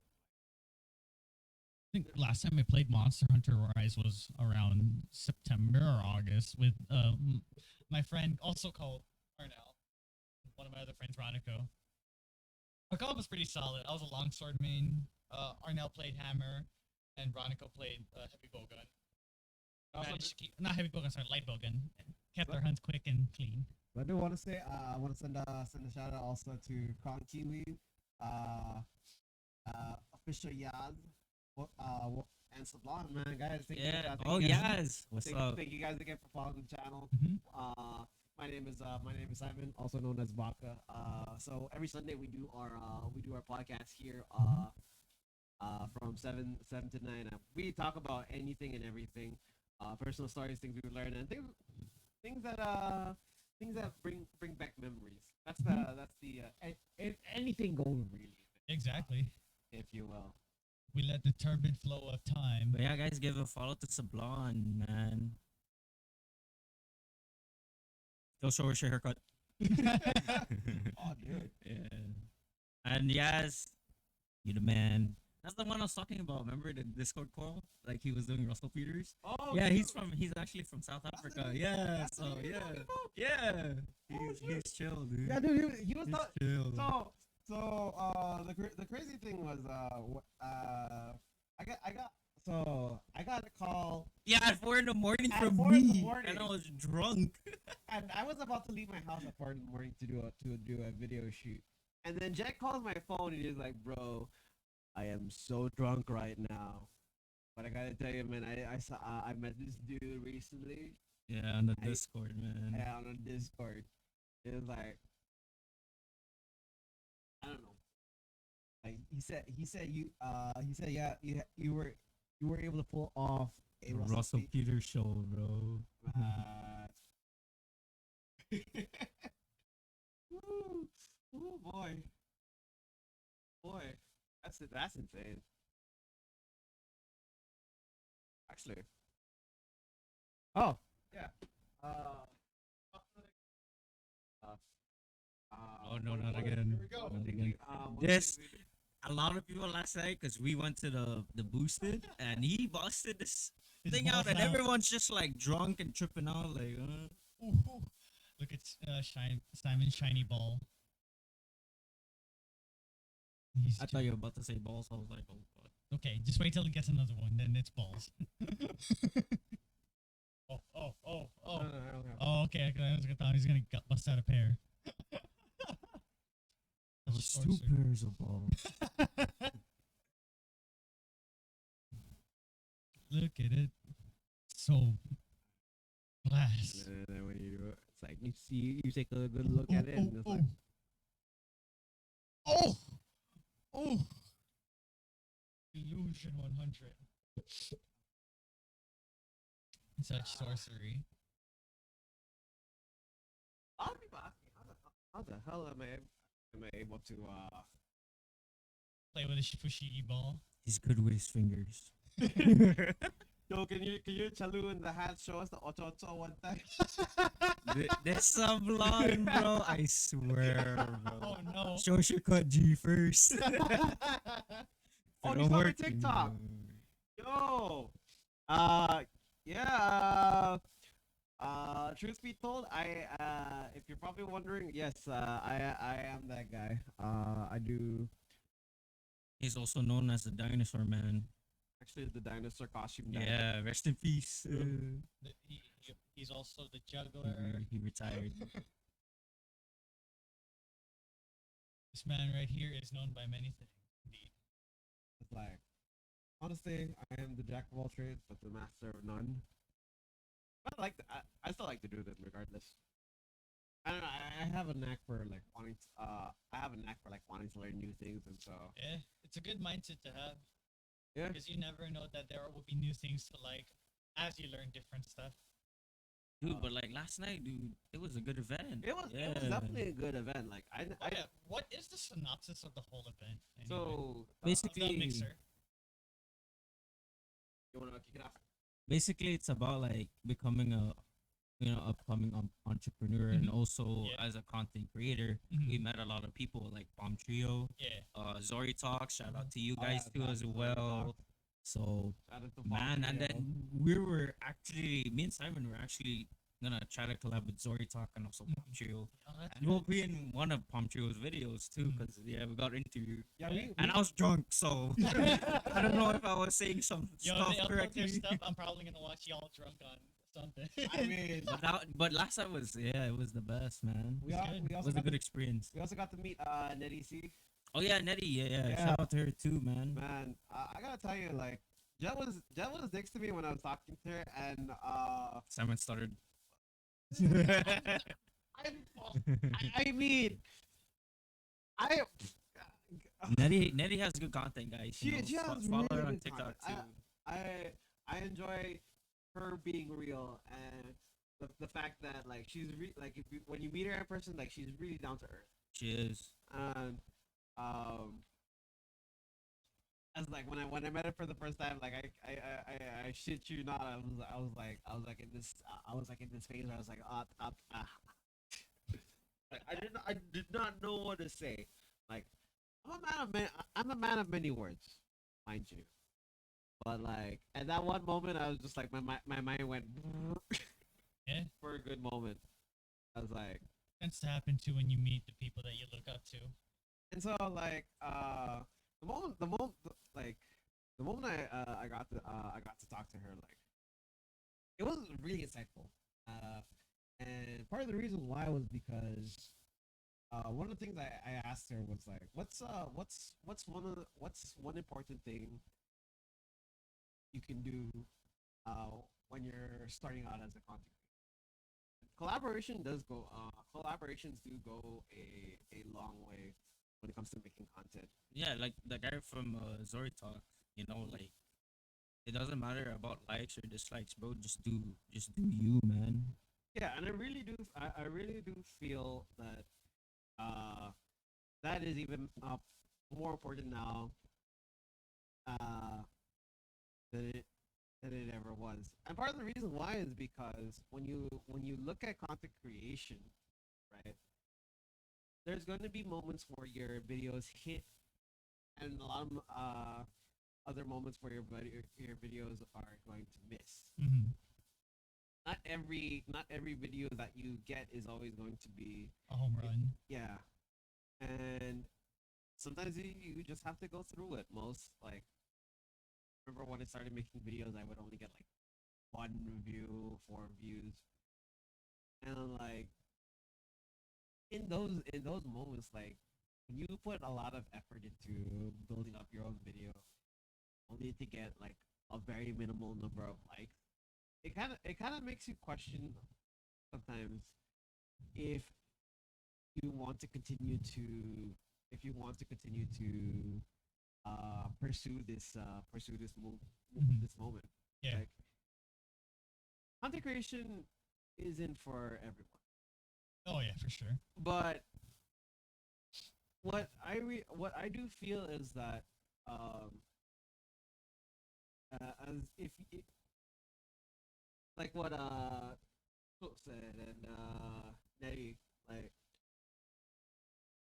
you have to get used to failing in order for you to be able to make something great. 'Cause amongst all of the failures, there's always going to be a lesson, Mhm. and there's always going to be room to improve. Yeah. Right? It's I feel like this goes with a lot of other aspects. A lot of other aspects. Oh, when we started doing this, when we started talking about the podcast, I was like, Yeah. I've always wanted to do a podcast.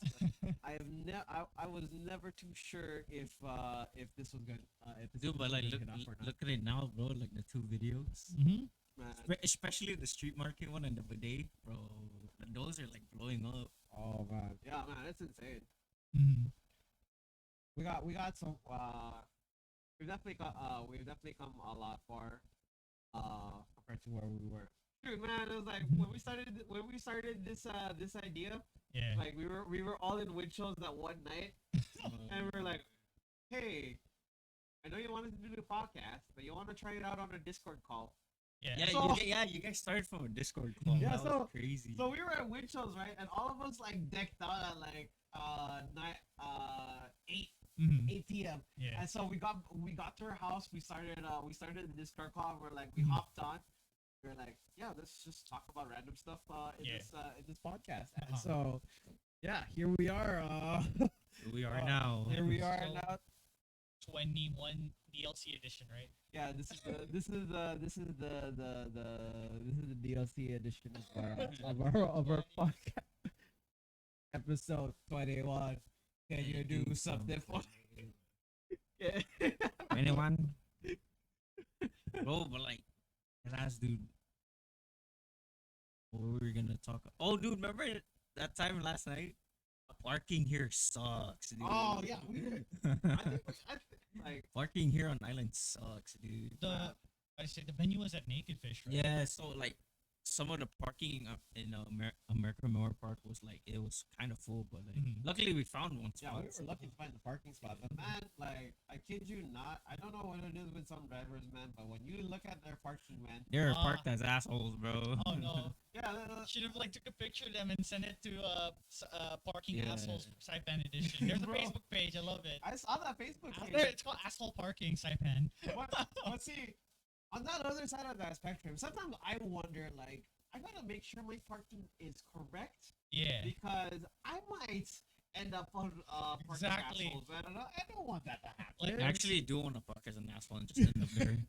Like, But yeah. I made it. It's like I'm famous. Your boy made it out of the mud. Undefeated. No, but like you know what's crazy though is that it wasn't just the one occurrence that one night. It happened. We saw 3 cars Mhm. that took up 2 parking spaces. Yeah, dude. Ooh. And imagine one car was small, but it took like. Oh, others, Yeah, like, it was like, it was like diagonal park Oh too. no. Like, Oh, And you also gotta love like how people give directions here. It's so funny, man. And you call up your friend, okay, dude, I'm like near. Okay, you know the 2 bus stops? Yeah, man. The second one, you turn left, and then if you pass 3 coconuts, that's my house. Especially when you start adding the stores. You know the store, Ellen store? Yeah, Oh yeah, that store, yeah. when you use when you Yeah. use Go to Ellen store, go Yeah. over there. marks. You see But the then you're like, I don't know which store is that. You know when you're going down south, and then that's when you're like, oh yeah, okay, now I probably know that store. I think for the most part it's pretty problematic when you have 2 stores that are across each other. yeah. Yeah, that's the one that Side throws it pet meme. off. So the one at in CK, there's Ellen Market, and then there's Shrun CK's the area you get Yeah, lost, So bro. there's Ellen Market, and then right in front of Ellen Market, Schlin Market, and then and then close by it is a laundromat that's associated with Ellen. Yeah. I'm like, my goodness, the way they place these stores, it's the most fucking amazing thing ever. I'm like, that's just as crazy as like when H Mart like was like right across EXO. You know? Oh, really? Yeah, I remember that. But you know, at first I was like, this is a weird concept until like it took my mind to realize H Mart was not a supermarket. It's a wholesale market. Yeah. In But- fact, H Mart did a lot of transports to Smaller stores. smaller stores. So I'm pretty sure there was some stuff that EXO ordered from H Mart. There's a You joke know, somewhere. there's also a Mandela effect too here. That Joten Superstore is not really Costco. But then like I don't know, but when I was young I saw the Costco sign, like dead ass. Well, yeah. But the thing was like during my time, it was called Price Costco. Yeah. Right? Yeah, it was. But then they changed it to like what, Joten Joten Superstore Superstore. now. Yeah, but They like, bought it. I love eventually. how it was Costco before, cause like But oh everyone we do have a Costco Yeah, here. but everyone still calls it Costco. yeah, we still Yeah. call it Yeah, bro. Costco. It's kind of like how Cause I thought I was tripping too. I'm like, isn't there like Costco sign or has it been Joten? You know, like like oh. I wouldn't necessarily call it the Mandela effect because like the new generation of kids that call 360, they call it the 360 building. Yeah. But for us, we still call it the Nara building. Yep. And like, yo, let's go meet at the Nara building. I was like, what's that? And I'm like, oh, sorry, you're not my age. 360.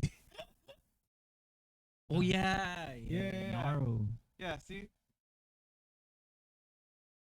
Because they see it as like the place to eat 360. That's why. But Yeah. overall, they don't know that building is called Naro. The one thing I love is Joten Ace Association. What people do is just umbrella term everything. When people say Ace Hardware, they'll just say Joten. Hey, I'm gonna go Joten to buy parts, or not parts, but like tools. I'm like, okay. But then people who go to actual when you go to the actual location, you'll see 2 stores: Joten, the supermarket, and then Ace Hardware, Yeah. where you get all your tools and all that. Then the person who heard that sentence be like, wait, you can buy power tools in the supermarket? For real. But what people do is they umbrella term it. So Joten is both market and a hardware store. Hey, yo, Shadow Hokage, welcome. Half a day, Hello, hello. Welcome to the stream. Evening. What's up, Chelu? Let's chill. Take a left, Chalu. 21. And you just. I'm about to pull that image up. No, not your No. dare. No. Wait. I might get cancelled. Alright, now all of internet will think we're weirdos. It's like, no. Hold on. Let's be simple about this. Some Babylonian technology we're about to expose, bro. Ancient Babylon. I just want. I saw it on Twitter. I was like, and I zoomed in. I'm like, no, I cannot unsee this. It's now that's why Drake made an album, huh? Would it be wild if no? Dude, Twitter is like the dark side of Reddit, you know. But like, No. I still think Reddit. Reddit would be the dark side. Reddit still carries the dark side, man. So Twitter is like a more like If y'all you gotta be ready for Reddit, for me, you know. the true like poo dark side for me is like 4chan. That's where all the Okay, messed never- up crap is there. Yeah, Yes, I'm still those last bastions of humanity that still visit 4chan once in a while. And I'm telling you now, these are the same people that will make a custom Pokemon hack ROM about 4chan memes. And the same people that think putting a cat in a microwave is better than watching paint dry and all that. Yes, this is 4chan.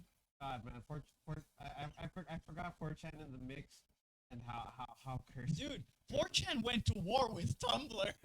I'll explain how the war went. So, Tumblr's like, guys, we're gonna go to 4chan and we're gonna spam our very friendly memes. So Tumblr was infamous for Dead, bro. yes. So back then Tumblr was infamous for having a lot of how do you say feminists and all that, and they wanted to declare war against 4chan. My goodness, they made the biggest mistake ever. Okay, so what they did to start the war was, they send their feminist memes, wholesome memes to 4chan, Mm-hmm. and 4chan was like, you know what? If you want to declare war on us, they're gonna go hard, man.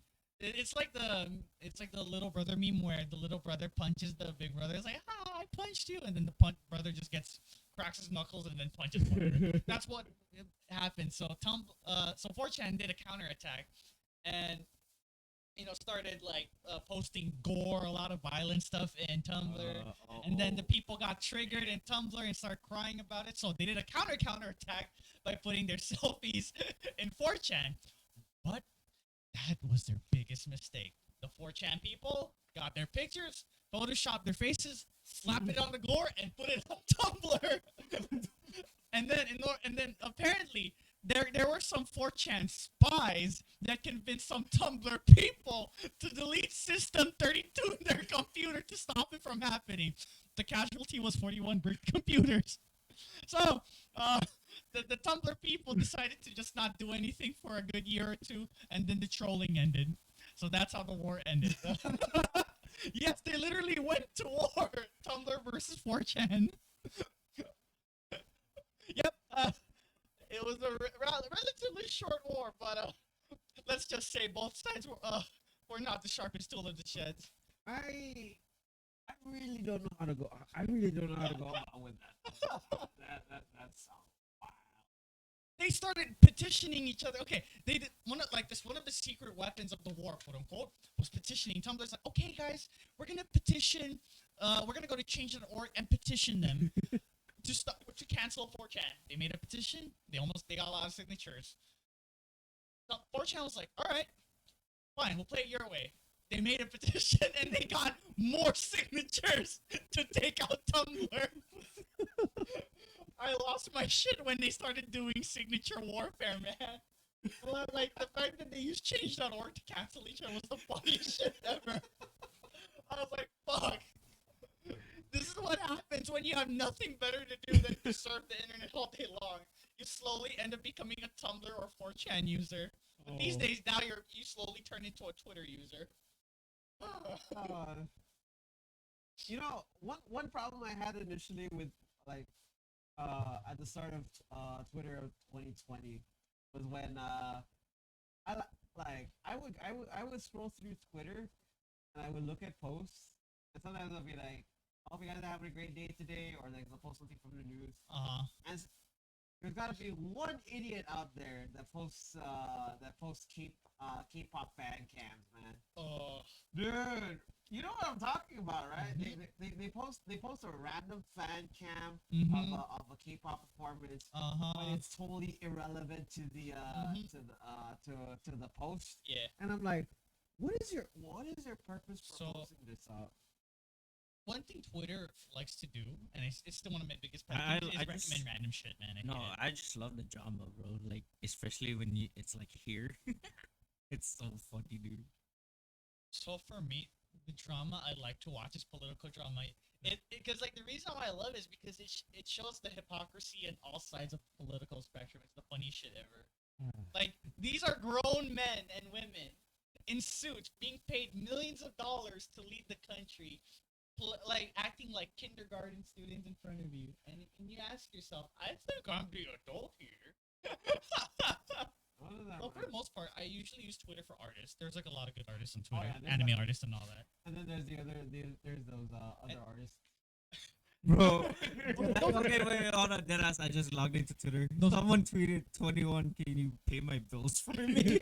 21. Bro, this Can you meme pay is my already bills going for too me? much, So, man. when I use Twitter, I follow it for the anime artists and the UFC fighters because these guys are like the best drama queens in town, especially Paulo Costa. My man is a redditor, dude. He's like, this is what happens when you mix Secret Juice, 4chan, and Tumblr together, man, and UFC. All four of these components, you get yourself Paulo Costa. Hey, Rebel, what's good? How you doing? Half a day. Good Half a day, you evening. scrub. Ooh. I don't know who he's calling out, but oh boy. No, we cool, we cool. Woo. I was like, that was back in 2020. That fan cam thing is not a problem anymore. My problem now is all the porn balls that exist on Twitter. Ah, yes. I'm like, so Yeah, dude, I saw someone tweeted like, fuck Pornhub and all those porn sites. Twitter's the go-to right now. It's free. You don't need to subscribe. Keep in mind, guys, Elon I Musk, bet you Elon's like, bro. yeah, I'll just leave it like Nope. that. Knowing what Yo, Elon but- can do, bro, I bet he has Skynet right now in his Tesla factory. I'm Oh telling my you. god. He just needs to snap his finger and he'll activate Skynet, and it's over. We're all gonna be stuck in the loop. It's like we're all gonna be in a simulation. Uh-huh. what if we already are? Who knows if for real? What if everything is just a fucking number crunch? What is life? Is this the real life or is this fantasy? Mama, just killed a man. What I gotta If get I there? could save time in a bottle. Who knows?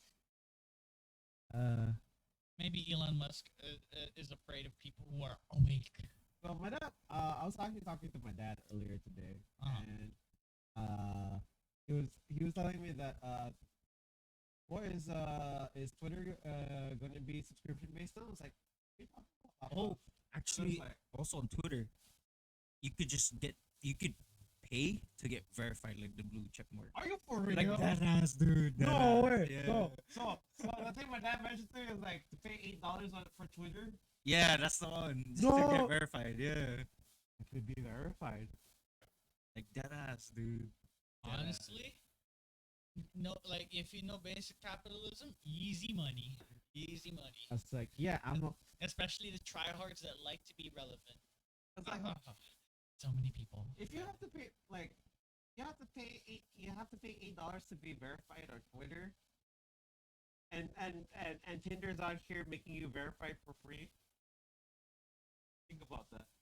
As Sean Strickland would say, "What are you grown men doing on TikTok?" Look at this grown man on TikTok. what the hell is even that? Dude, love that guy. Sean Strickland is literally the dude that will, and he did, shower with an AK-47 because he's so based. Love that dude. Oh man. That's why I don't use TikTok at all, because of the allegations of data spying and all that. Well, thank you. It's enough. Google's already trying to suck you my data, so that's enough. Yeah. Well, I still get a lot of my ideas. I still get a lot of my ideas from TikTok. And in case the TikTok biz doesn't go too well, I'll have YouTube. Hey, YouTube Shorts, the competitor of TikTok. Yeah, you know what's funny is like after Snapchat and TikTok, after Snapchat and TikTok existed, every other social media out there has been trying to follow suit. Facebook took Whoever its uses course. Snapchat now, dude, it's not like before. It's not streaks now. It's more of like sneaky links and stuff like that.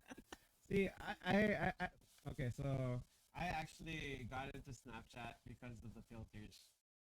yeah, call me Back then bullshit, it was but streaks too. Wait, what Mm. are if? I know I sound like an old man, but what the hell are streaks? Because I So- know, yeah, Snapchat's for filters. so, and like, pictures. How streaks started is just like it's just like sending like what do you do like your day. And Oh, stuff, okay. So essentially, kind of like. And then that's how now like Be Real is Oh, like- okay. showing people like oh Mm, be real. yeah, it's another app too. How does that work? Basically you just take a photo and but the thing is with B-roll it's accurate with the location, so it's like kind of sketch. Oh, yeah, no, that sounds hella sketch right now. dude. I'm like, It does. it's like, I noticed that there's a lot of students out there that use Be Real, and there's a lot of folks out there where everybody's seeking affirmation in some way, shape, or form. Just to know that who's there for them. The reason why I don't use a lot of social media is because of privacy issues. Facebook, Google, TikTok, so many. All of your information is under their tab, and it fucking scares me, man. And Oh. yeah. You read their terms of services; they will collect data for the sake of ad revenue. Yeah. That's why I'm kind of scared because I went to easycosplay.com because I wanted to see what cosplays I wanted to get. Yeah. And I look I look at my YouTube video and an ad pops up and it shows an easy cosplay video and I'm like Yeah. If you guys want to scare yourselves, there's this website. I'm trying to remember. There's this website called Did I Get Hacked, and you just gotta type your email address, and it'll show you if you got pwned, meaning hacked. It's a really scary website, and it'll make you want to change your password a couple times. That's what I do every 2 years or so. I just update all my passwords. But yeah, I'm trying. I think. But there's a way to Dude, know if you actually, got I hacked. had that experience too. Someone on Island was like trying to get into my email, and they kept calling my number. I was like, so me being an idiot, and also, I'm gonna fuck with this person. And then the guy didn't answer, right? There. So this He web- answered, but he did. So he this didn't website, answer. yeah, this website is called Have I Been Pwned? And all you need to do is just type your email, and it'll show you all of the websites that have been compromised with your email on it. If you want to scare yourselves tonight, guys, feel free to go to this website. It's always good to update your information. That's how sensitive and volatile our My list, information is. Pornhub. Hey, you have an account? Bro, I don't make an account in those special websites, wink. No, I'm kidding. I don't I'm wanna get kidding. But yeah, that's why like when I actually do want to buy Pornhub's merch though. They have What? dude, they sell merch. Like dude. They have a windbreaker jacket, dog. Like, come on, dude. Bro, Who imagine- wouldn't buy that, a bro? windbreaker jacket. Yo, imagine doing a run and all you hear is the theme song. Especially with the most bullcrap scenarios that Pornhub always makes. Oh, Bro, you see no, like it's the not other that. runners like, is he wearing that jacket? Like, am I tripping? Like they're playing the theme song in their I'm like I'm out there 4 in the morning. No, okay. Like I was curious. I was like, you sell merch? I was like, okay, let me check. I was like, oh no, dildos no. Let me see the clothes. Let me see the clothes. And like they also have like winter edition, like Winter like that, dude. That. Winter edition. Yeah, dude, they have like it's like a Christmas thingy, and then in the middle Pornhub. It's like oh, it's Is it one of those ugly sweaters? yeah. Yo. I'll actually cop one, dude. Like dead ass. I'll cop one right now, bro. Like, It's like visualizing it right now. For me, it's the windbreaker jacket. Like you're about to do a half marathon. Weather's not the best, but that's the only option you have in your fucking closet. The Pornhub jacket. Like imagine the commentators. All right, leading the pack is Arnel Pegora with his Pornhub jacket, and then the people watching is like playing the theme song in their head. I believe he is running under the sponsorship of Pornhub. Under accessories is toys. Dude, I'm actually checking this shit out. Why are you checking this shit out? Why not, bro? Screw this. How much is their merch? Bro, $36. Oh yo! That's not bad. Hey, that's not bad. That's not bad. Don't tell me, son. Don't tell me. Is your first sponsor gonna be Pornhub? Oh my goodness. So, yeah, bucket and that's chain. Oh, I'm done, bro. Yo. Okay. Yo. Does it strip here? Yo. No, I didn't see it. It's a dick chain. Stop it. Yo.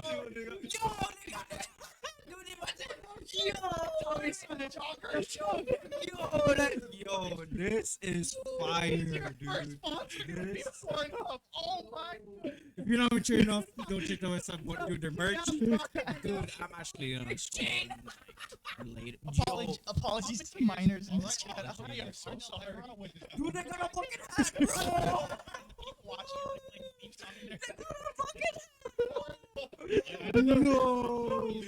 No, bro, they got a bucket hat, accessories bro. is toys. That's crazy. They got a ghost club Checking shit? this What shit is out. this? Why are you Oh, checking that's this shit out? Why not, bro? That's kind of. I will not ask what kind of white. Bro, Or this just to say, Oh, oh no. Ultraviolet light. Wait, ultra. oh my god, bro. Yo, they got slides!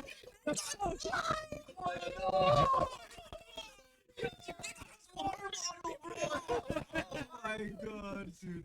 That's one way to hydrate, man. I tell you guys, Yeah, I'm hydrating. dead, bro. I'm dead. Okay. I I'm think dead. are we gonna get DQ'd in Inside Fan if we wear more merch jacket? I think you will. Is Arnell think you Pepperoni will, with this bro. Pornhub jacket? And then oh man, considering we still have like under 20 peeps in the club too. Oh no. Sponsorship of Pornhub. Under accessories is toys.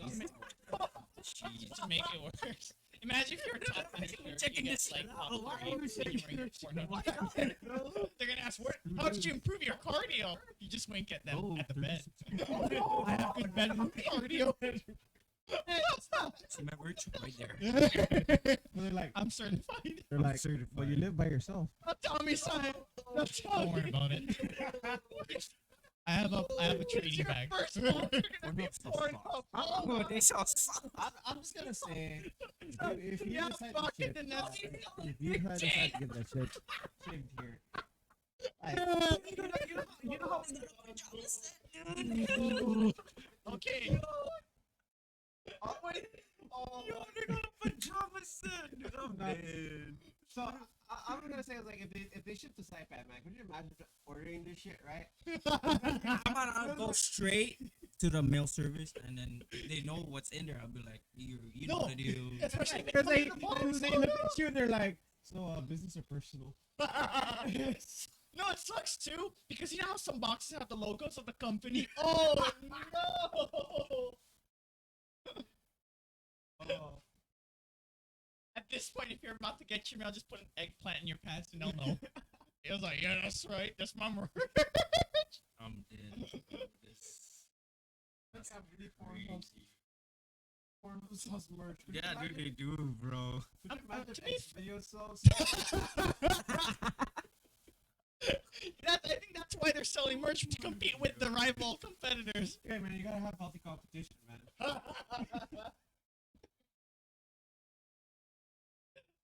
This is what No Nut November does to people. They're gonna buy merch to cope with the I'm pain. down to get the That's bucket right. hat and the That's right. water bottle, bro. Is this what it means to go through post-nut clarity? I'm down to wear Pornhub like running shorts. I'm down to wear that.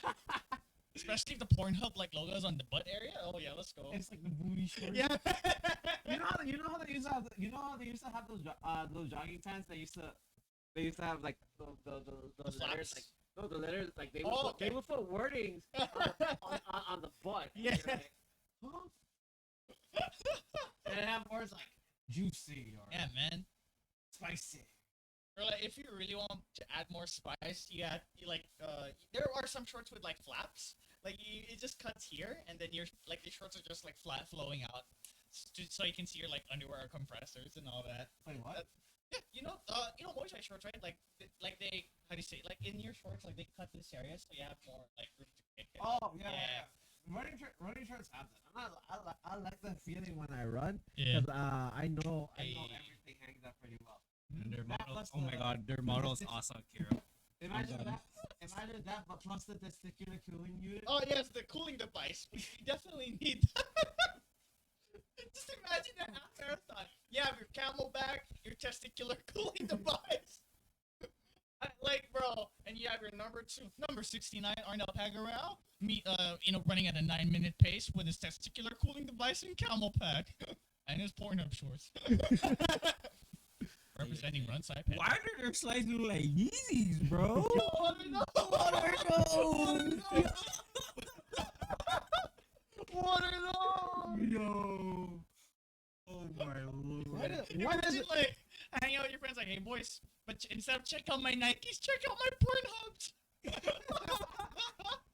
Dude, I'm down to score the bottom. It's only $18. Yeah, they got the whole Pornhub bottle. Yo, that actually looks fire. I mean, it's clear. Yeah, this But does it help the environment? the important question. Yo, their socks kind of fire though. Pornhub socks. I would not be caught wearing that to work. But not even in run side pen, man, because we tend to be in the newspaper because of photo shoots. You see your run side pen shirt and then boom, If I was in that photo, I would be like, Zoom it in, zoom it in. "See, like that man, I'm reading at the socks." Dude, that's wild, bro. It's gonna be a PR nightmare. Why are you sponsoring a porn website when you have children in your club or in the community? Oh no. Like what Johnny Sin said. Yeah. He did it all. He was a doctor, an astronaut, Pizza pizza delivery, military also, a good teacher too. Hey, he was a teacher. I know you already mentioned doctor. Crazy. Wait, I remember he was a police officer. He was a police officer. He served in the army too. Yeah, he did. Dude, he has the most overqualified resume ever. What the heck? I was like, this dude went through every class. And the best part is he's been bald in all of those class changes too. It's like at this point, if they did a real life One Punch Man parody, man, could you imagine? Just ask Johnny Sins. It's crazy too because I know he does vlogging once in a while too. He vlogs. He vlogs? Yeah, he vlogs. What? Yeah, and he'll like talk to you about his his daily life and all that. What he does to prepare for his performances and all that. Vlog 3. I know. Stepsister. It's like, this bro, he's actually a nice guy. He'll tell you like his backstory and all that, and he'll actually give you advice to help you perform better. I'm dead, bro. I'm dead. I'll just leave it to your imagination when I say perform. But yeah, he'll give you advice on improve performance and all that. He's gonna be like, guys, remember you gotta do your workouts, eat healthy to improve your performance. I'm like, yeah, performance. You ever seen Pick Up Destiny? No, not yet. No, You guys ever seen Pick Up Destiny? Jack not Black? yet. Oh man, it was a classic movie. But the reason why I bring this up This is because this motherfucker has a YouTube channel. Still 2.1 million subscribers. he has a YouTube channel. That's Look at all his vlogs.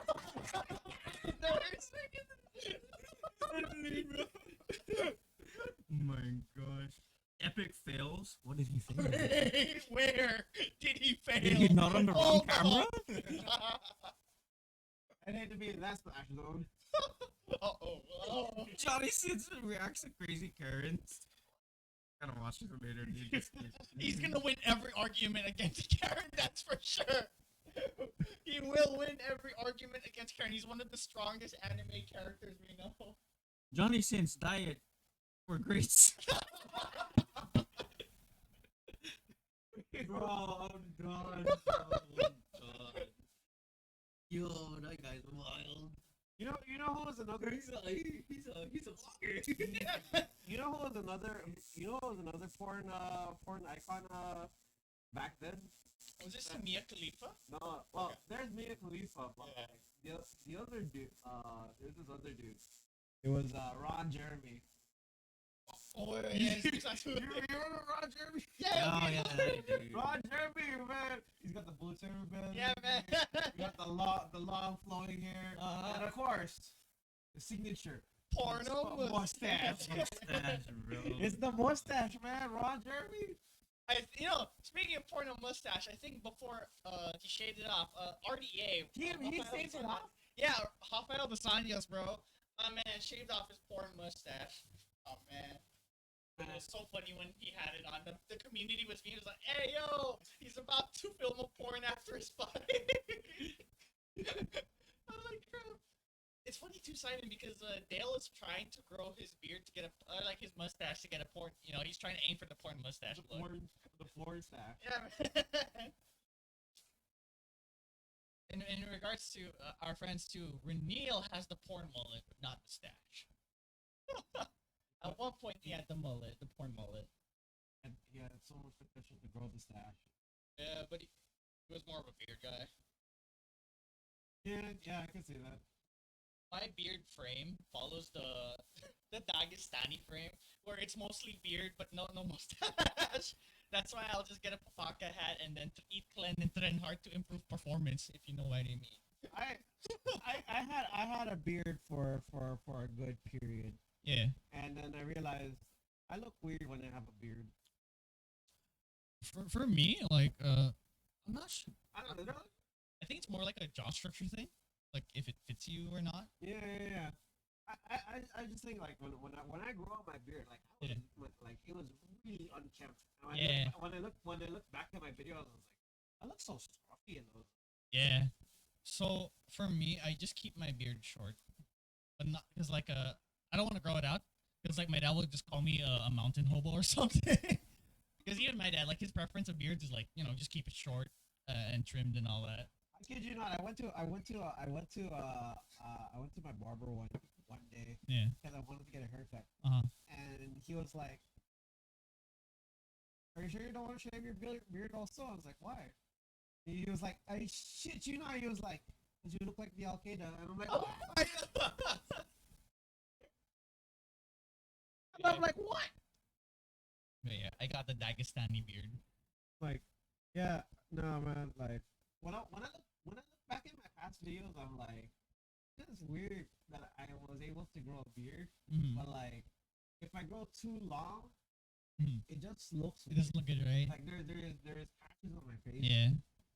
Even me, like I my beard's not complete yet. Like it covers my whole chin, but like you'll still see like missing areas. So it's still not there yet. Like I want the James Harden beard, man. You see his beard, like it's full. It has volume. Yeah. I want that kind of. For me, like my ideal haircut is the classic shave the sides, leave the top, but then when it comes to the beard, it's trimmed. That's like my ideal style. Would you ever grow a beard, Jet? I tried to, but That didn't work. I didn't work. It's all good. And then there's also genetics. That's where another factor kicks in. It's different for some people. I started growing my beard around my 20s. It did take a while for me to get it, but then it wasn't still perfect. So I still got some time for it to refine. I've always wanted to get like type of facial hair I've always wanted to get was The mustache connects. no, it's like those mustaches where it's like the handlebar mustache. Oh yeah, and then you have that curl at the very end. Yeah, oh yeah, I want that. It's like if if I'm gonna go disguise mode, Yeah. that's the mustache I want. I actually had one buddy of mine in the States. He had a Hitler stash. I was just like, why? It's cool too because the reason why Hitler had that stash is because so his mustache can fit nice and snug on the gas mask. Because remember, Hitler served in World War One, Yeah, he and did, there was a yeah, lot yeah. of like toxic warfare in World War One, so he needed to wear a gas mask. But he had a mustache, so he had to shape it in a square format, so it's comfortable when he wears it. Oh, Yeah.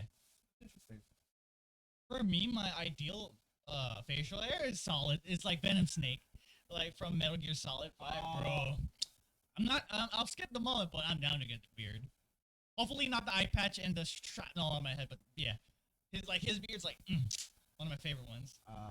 Good old solid snake. But at the moment, I'll just follow the Dagestani format. I just need the hat. Eat and hard. Hey yo, and 22. Let's go. More than 2 hours, baby. Oh yeah. You ever try shaving your body hair?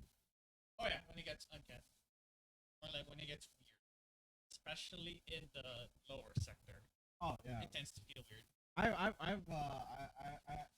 Out of curiosity, because I was so insecure about body hair for a while. Yeah, I was really hairy. yeah. I decided to grab a pair of razors and just like shave my entire body hair. I see. Oh, it feels weird. Like the smooth skin and all that. Yeah, right? having smooth skin, like you know when you know that moment when you what do you call this? You sleep. Mhm. If you have your feet like pressed together when you sleep, You feel that smoothness. you're like I can't help but stop rough like it's so smooth. I can't go to sleep because of how smooth my skin is. Yeah. For me, funny enough, like the only thing I trim is like the lower sector and like my belly area, because it's like that area is like usually grows fat the fastest and all that. But, like my chest hair and all that, I just left it alone. I had a waxing experience for you. Bro. Did you say wax Yeah. or your nose hair? Oof, How the get brave. fuck is I didn't that? have to No, call that's it. that's first and last, bro. Never again. I was like, how exactly did the process go for you? My aunt was like, right? because my aunt did it, Mhm. and she was like, okay, this may hurt a little. I was like, a little? I was like, you know what? Let me try it out. It's like, okay, you ready? I'm like, yeah, but and she's like talking to me. She's like, are you sure? And then she just yanked it out. I was like, ooh. So that's for your mustache, right? Nose hair. Oh, yeah. Like, did you? I cried. Yeah. That was the worst feeling ever. But I felt great. Like after, dude. I was like, oh. I can't imagine waxing my own nose hair. So, how's the smell of the wax? It didn't really have a smell. Really? Yeah. So it's kind of like candle wax, right? Because yeah, candle wax is pretty scentless too, Yeah. unless you burn it. Yeah. Oh, and a wax. But here too hurts. Getting this wax. Oh, Yeah. yeah, I would imagine that's like.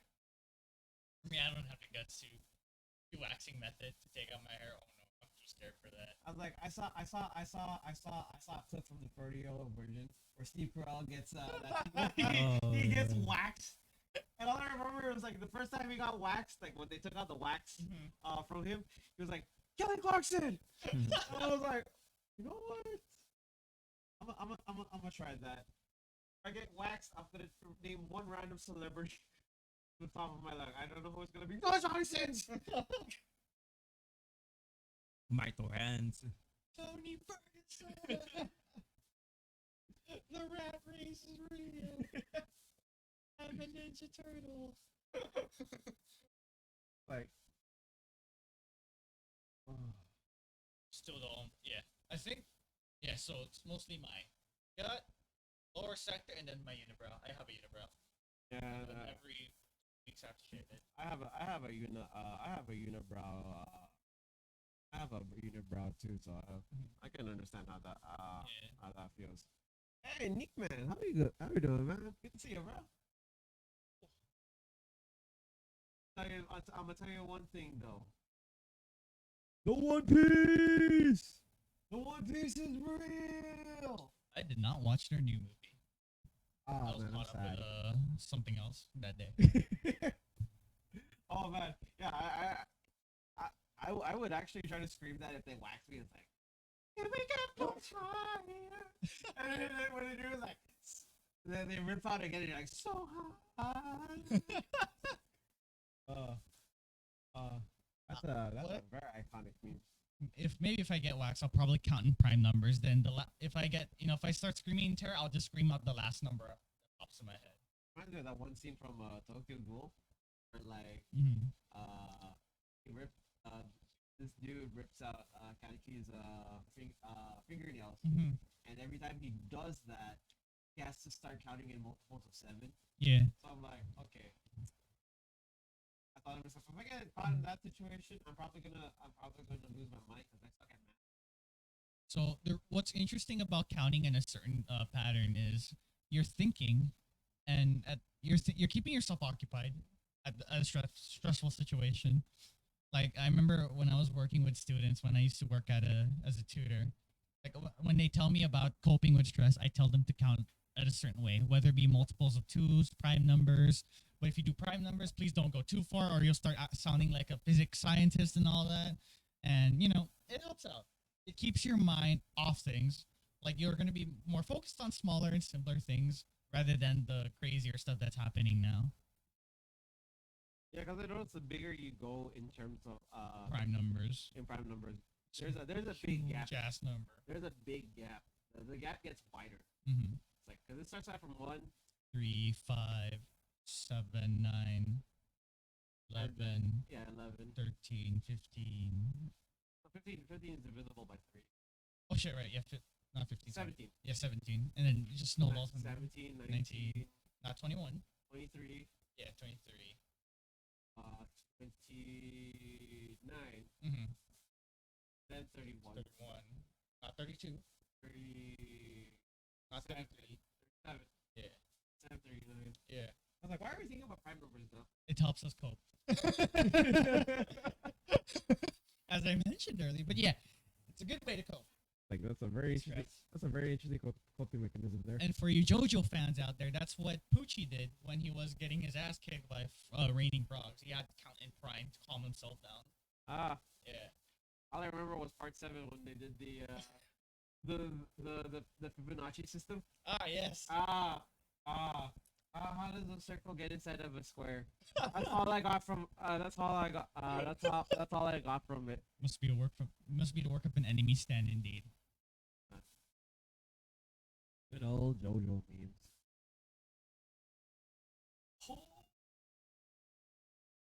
Oh man. Oh How man. are we doing in time? Is it 2? Yeah, I think we're already past the 2. Hey, let's 2 hours. go. think we're already OT, past OT. OT, yeah. That's a big gain government, but a big name private unless they pay you good. Oh man. November just has a lot of ones. Mhm. This month doesn't. This week doesn't have any holidays. Kind of glad Yeah. that it just. But I'm ready for Apa Thanksgiving. After Thanksgiving. We're gonna send our legs to Jesus, man.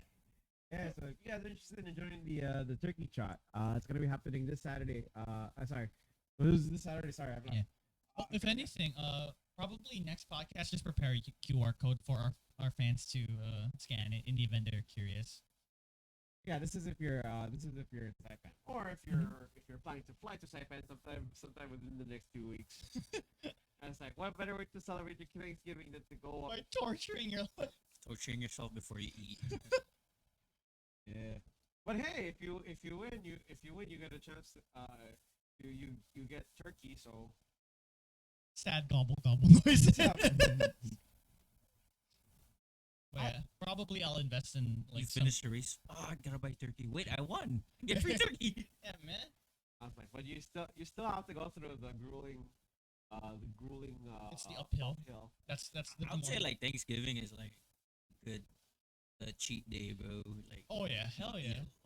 I was like, November and December I see are very very hard months to consider Maintain your diet. diet, yeah. To consider dieting. It's like when the holidays kick in, you see the food on the table.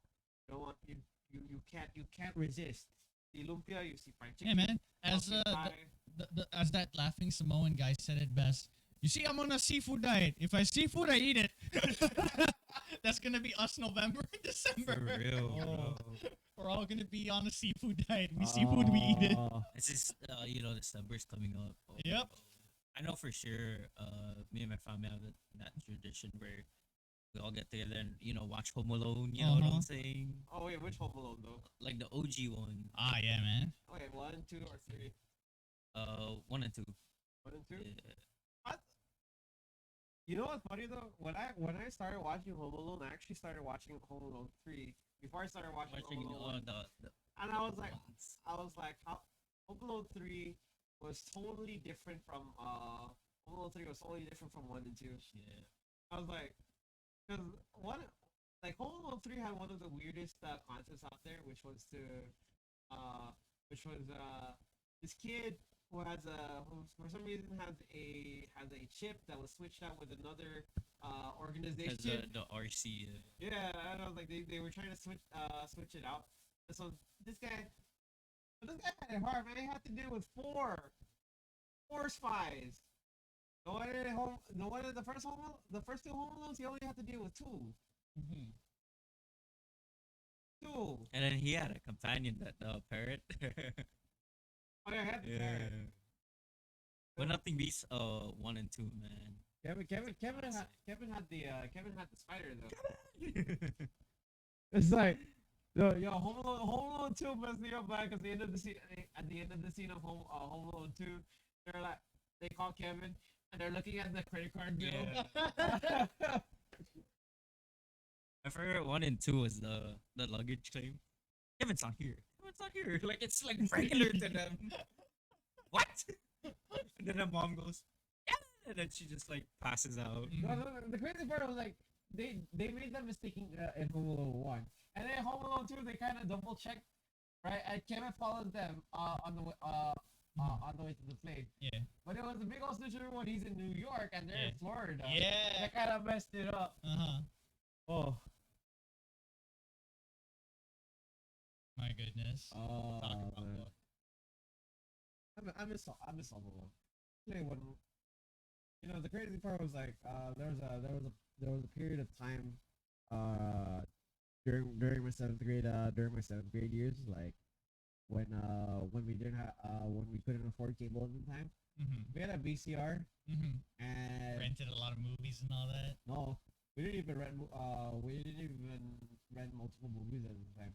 All we did was all I had was Home Alone 1 on VCR, I see. and I would watch that like maybe multiple times throughout the day.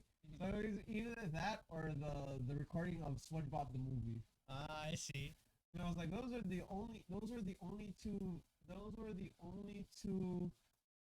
shows I watched, and I watched over and over and over again. So I feel like I know the entire scene. I feel like I know the entire scene front and back. I was like, and that was insane. Dude, that was before, like, you know how Blockbuster, you could like rent games? Dude, I miss Blockbuster. Yeah. Like, sometimes, like, I used to do this when I was young. Like, you know how you return the CDs right on the Oh, yeah. on the thing? Yeah, I'll just take the CD and leave the thing empty. That is so evil.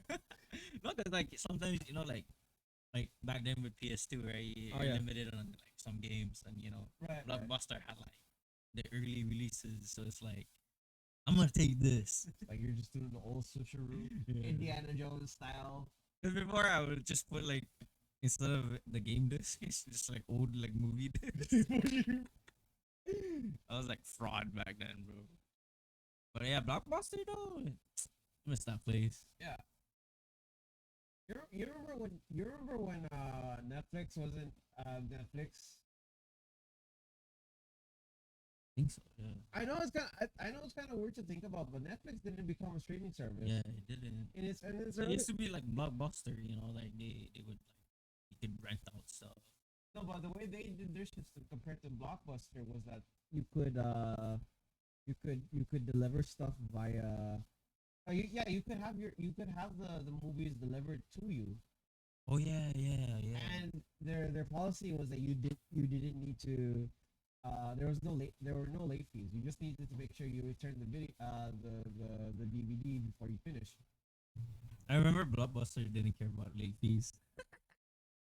It's like if you don't pay for it, you just have the disc.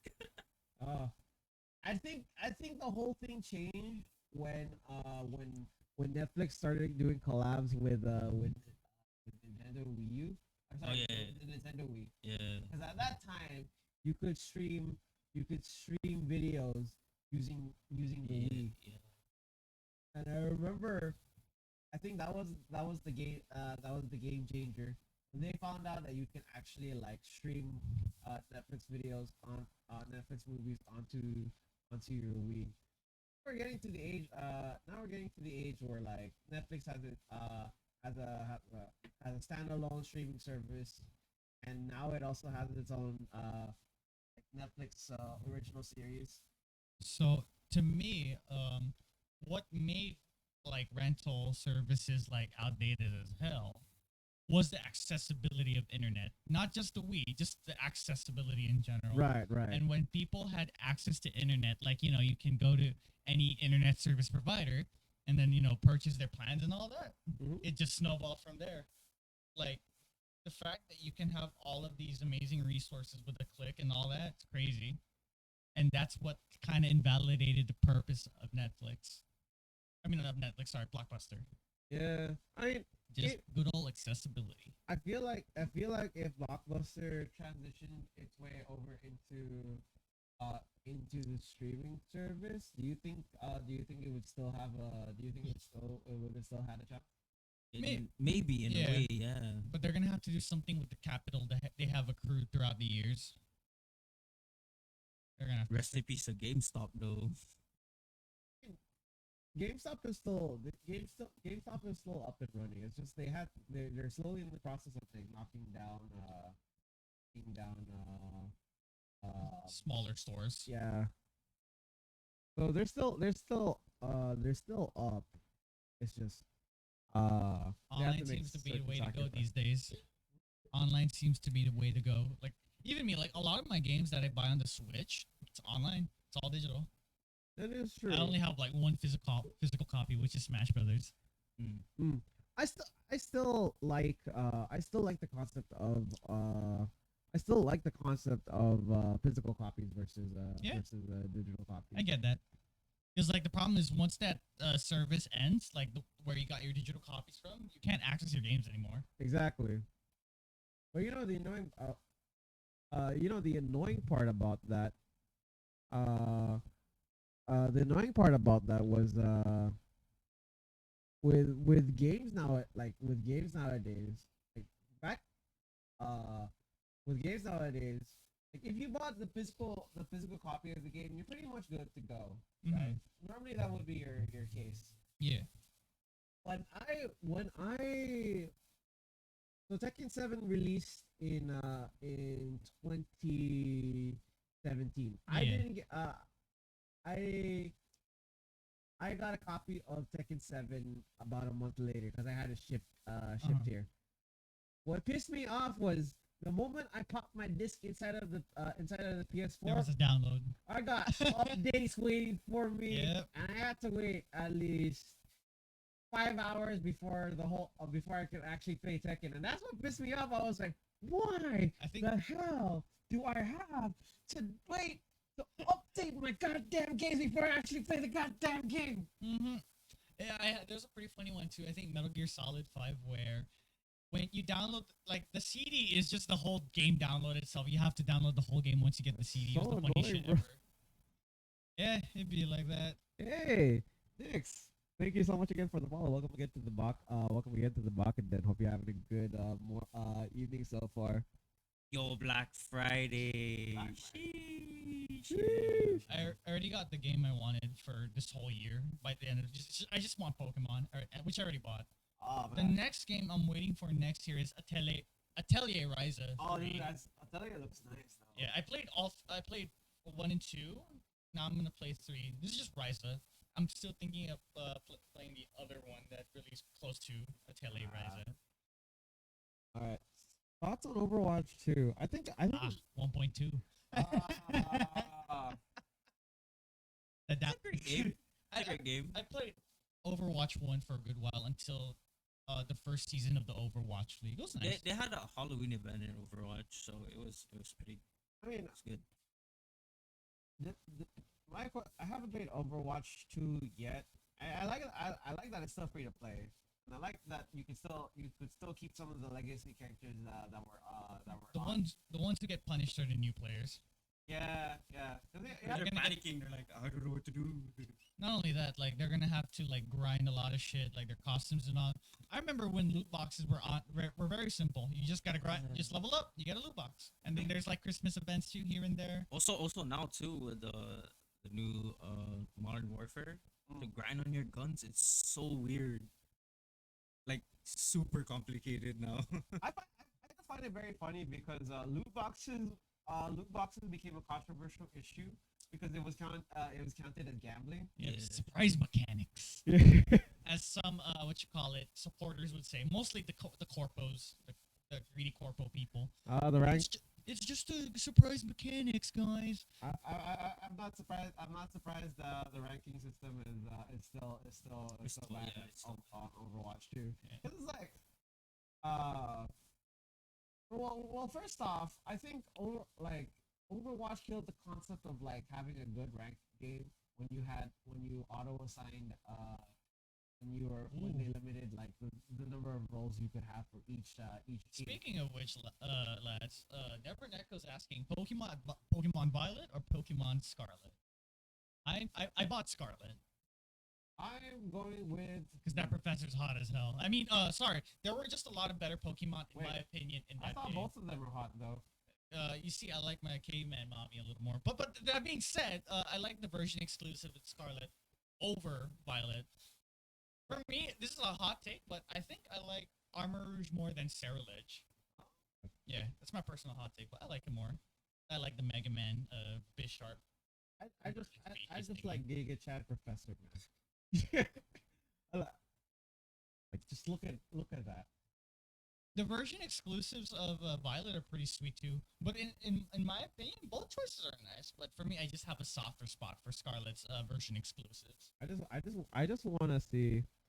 I just want to see, like, if they're gonna do anything about their competitive system for Pokemon. 'Cause it's like, So okay, one thing's for sure, there will be a lot of abilities are being not a lot, sorry, a handful of abilities are being reworked. Pokédex will be cut, which is a good thing in my opinion. Helps lesser known Pokemon get more screen time. And not only that, there's terrestrializing. Saying it sounds so funny for me. I actually, I think two Pokemon that ought to deserve some love at the very least in the competitive scene has got to be Puzzle and Minun. I feel like they're ever since Emerald Ruby and Sapphire, they kind of just are there to exist. You know what I mean? Hey Simon, Thoughts on mine? Maractus. Maractus. Moractus. If you want to go more underrated, let's talk about Maractus. Oh. Oh. wait, I need to see how. Thoughts on Thoughts on Minecraft? Moractus. Thoughts on Minecraft?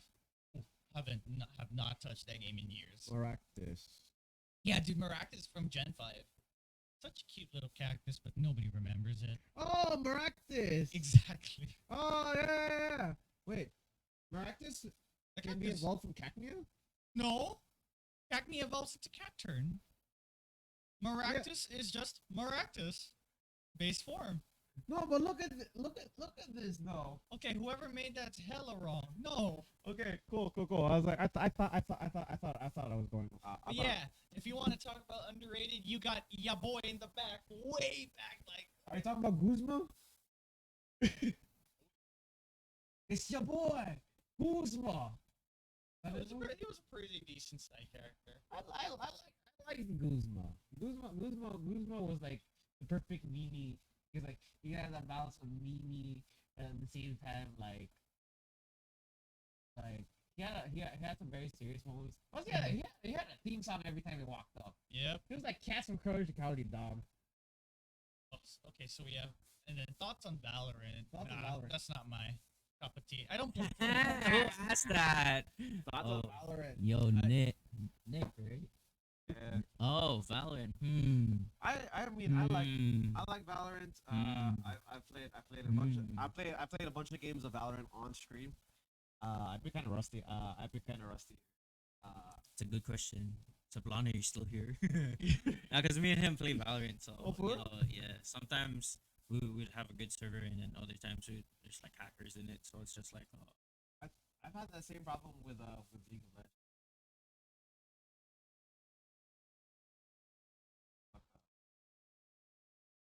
Yeah, I don't. For me, I play mostly indie games these days.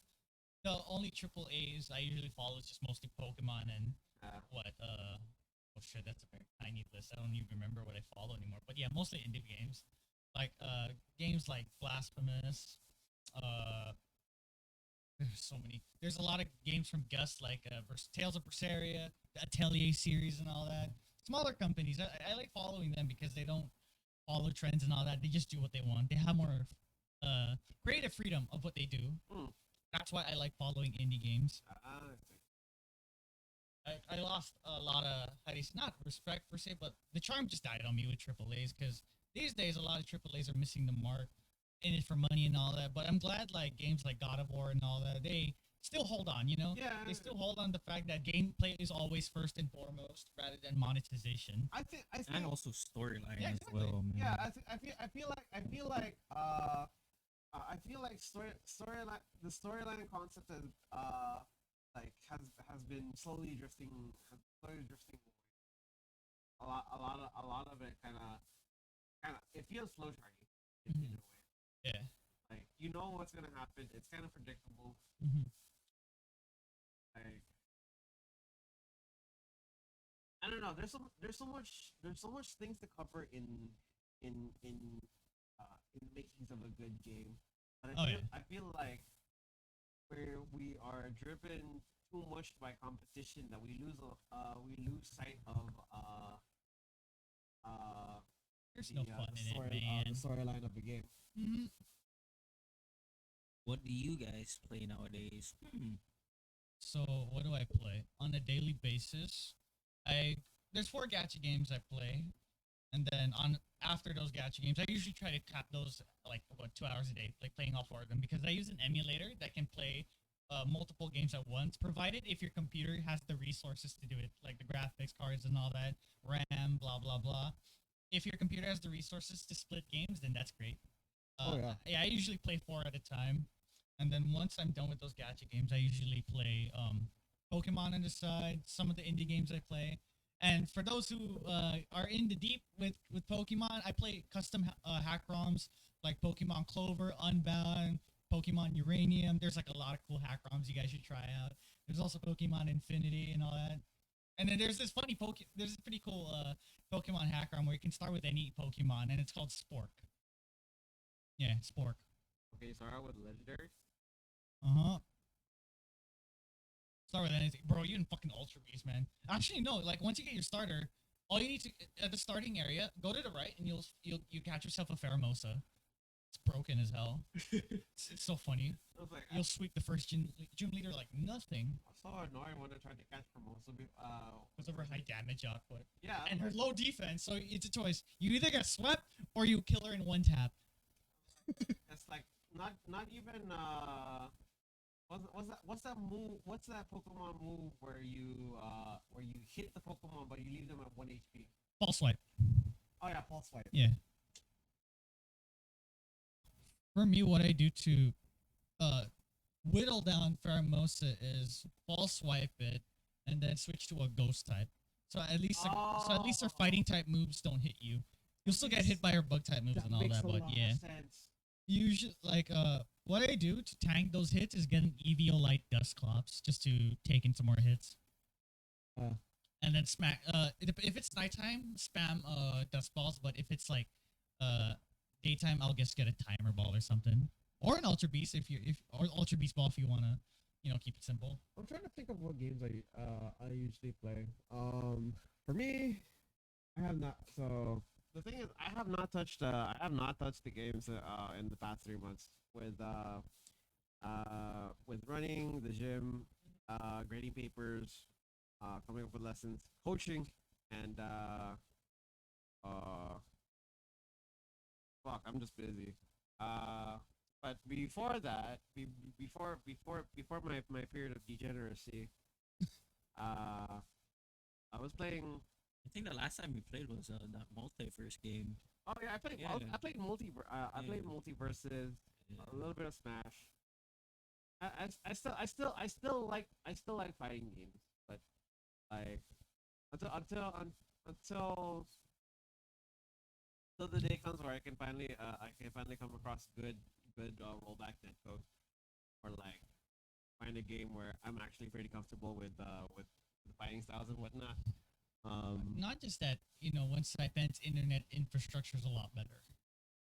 Yeah. Because like I tried playing Hong Kong server because Sablan stays somewhere in the other side of the island, so he can connect to Hong Kong.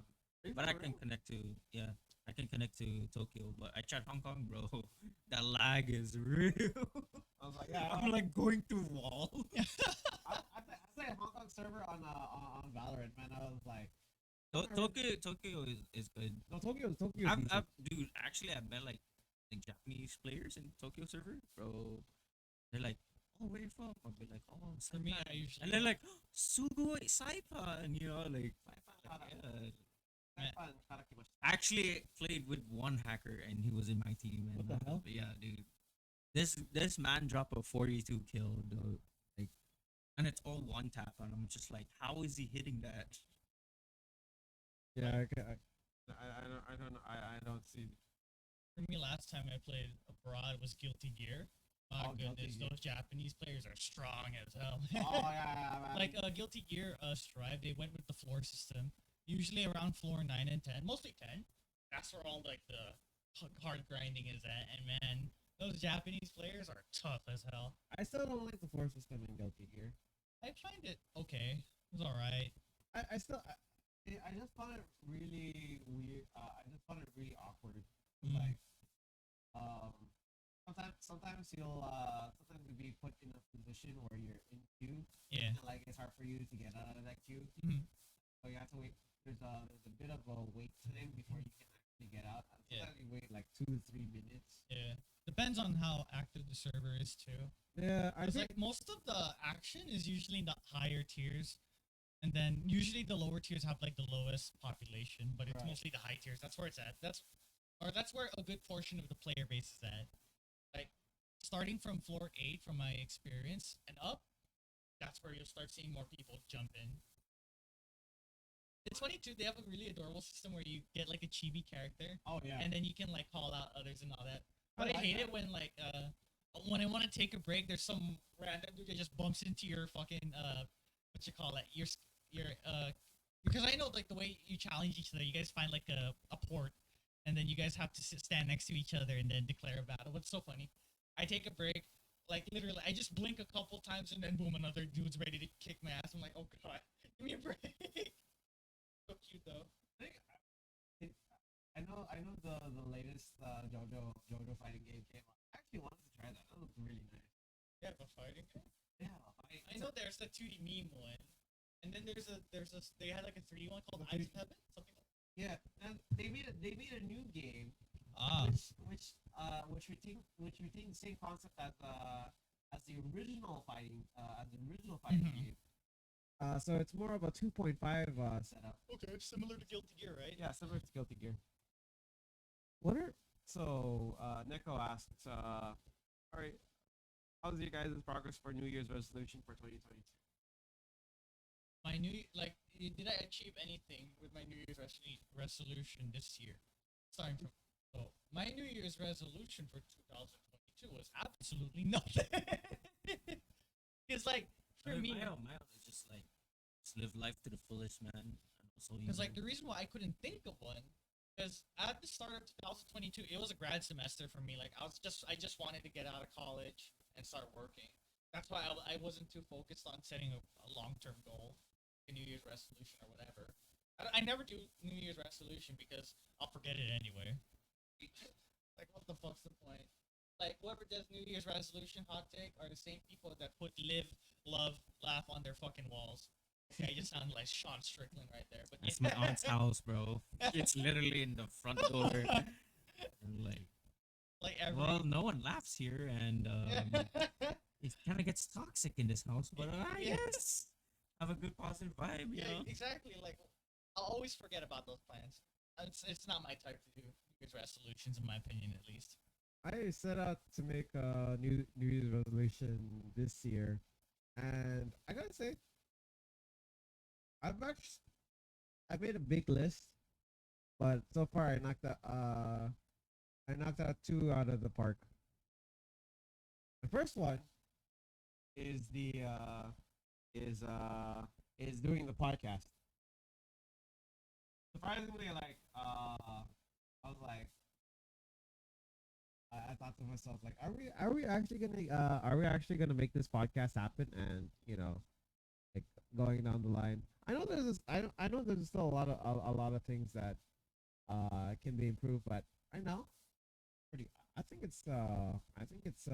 we're getting a pretty good start so far. Yeah, it's a start. At the moment, we're still in Simon's casting couch, but we'll get there. I mean, it's not leather, but I mean, Is it sturdy? wait, let me check if it's sturdy. Hold on. Oh no! oh! It's sturdy, but Dude, man, Casting. so I'm for real gonna buy one of the Pornhub merch. It's still in my head. Like I'm gonna get probably the water bottle and maybe their sweatshirts. the other one. The other one. This one's still in progress. This is until I finish. This is until I complete the end of this cycle. So I set out to do this challenge on January 3rd of 2022, and this was to run 1 mile every single day until run every single day until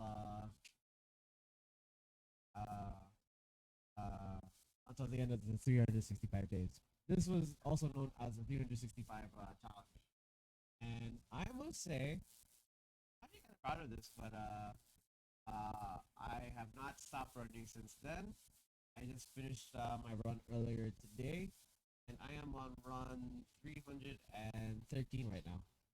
So going down the line, I was like, I have about 55 more days to go. Oh, good. I'm ready.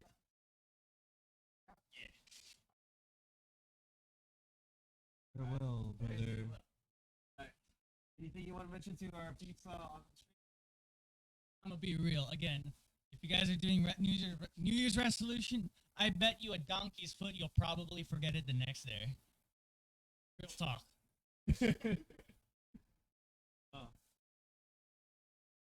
Alright, peace, bro. Stay groovy. Oh yeah. Sorry.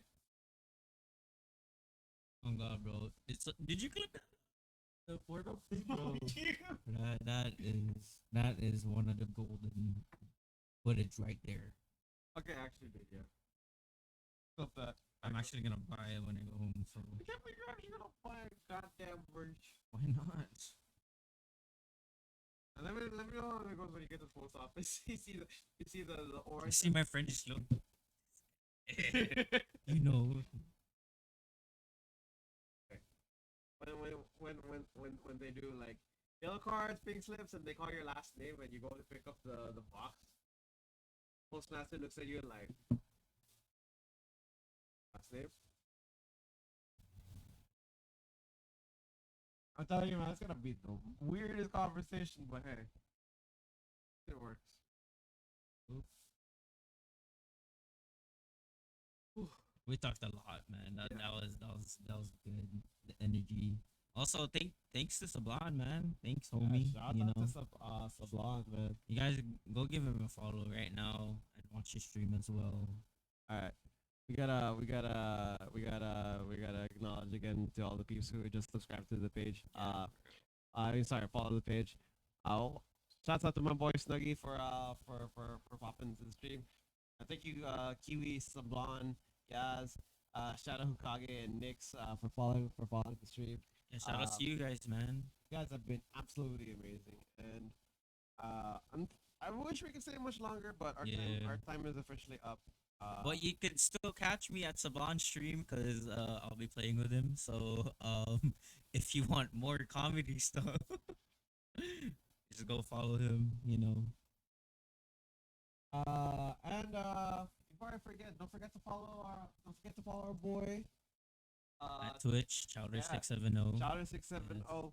You guys like if you guys like FPS content or you guys like really chill content, definitely head Check head me on out. over to his Just stream. don't mind like our Discord calls, cause yeah, it can get hectic, but you know, that's the entertainment. And also, yeah, Yaz, he's actually part of our Discord server as well. So yeah, Yeah. If you guys want to take a look at the replay of this stream, it's going to be up on YouTube. Episode 21. Can you do something for me? I'm about to show that photo. Fuck. Anyways, it's gonna be episode 21 of the stream. So if you guys want to check it out, it's gonna be uploaded the next day. If you guys want to check it out, and yeah.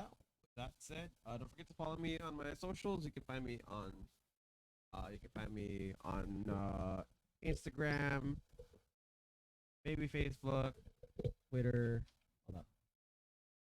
Yeah, you can find me here, uh, Twitter, Instagram, YouTube. You know how we do. And then yeah. Oh, and TikTok as well. I can't forget about TikTok. Anyways, you guys have been amazing, and I hope you guys continue to stay amazing. Is there anything you wanna mention before we close the stream? Um, reviewers, just do you guys live life to the fullest. You know, if you feel that negative energy around you, just don't mind it because those guys are assholes. Oh, what's up? Without a doubt, you know. But at Yeah. the same time, you know who you are, you know. So yeah, just continue to live life to the fullest, and you know, just do you. Yeah, man. You do you, man. It's important that you Remember, if it don't work, it don't work. No, don't do it. Don't do it. Don't do it. Don't do it. Oh, Someone should have clipped that too. I was ready to get down.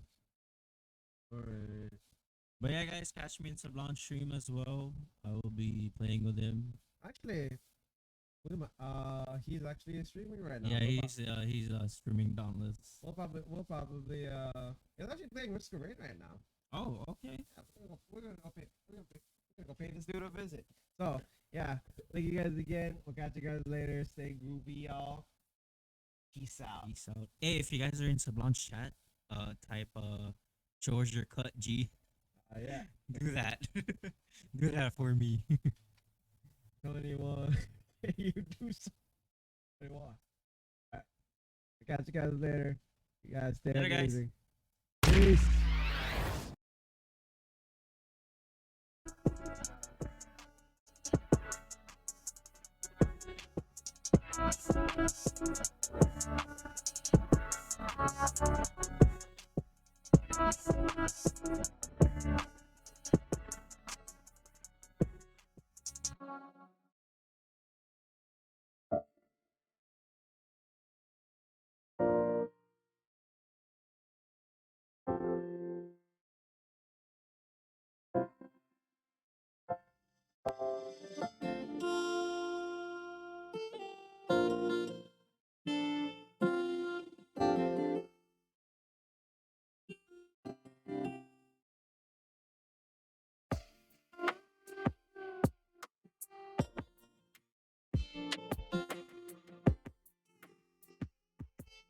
Bye.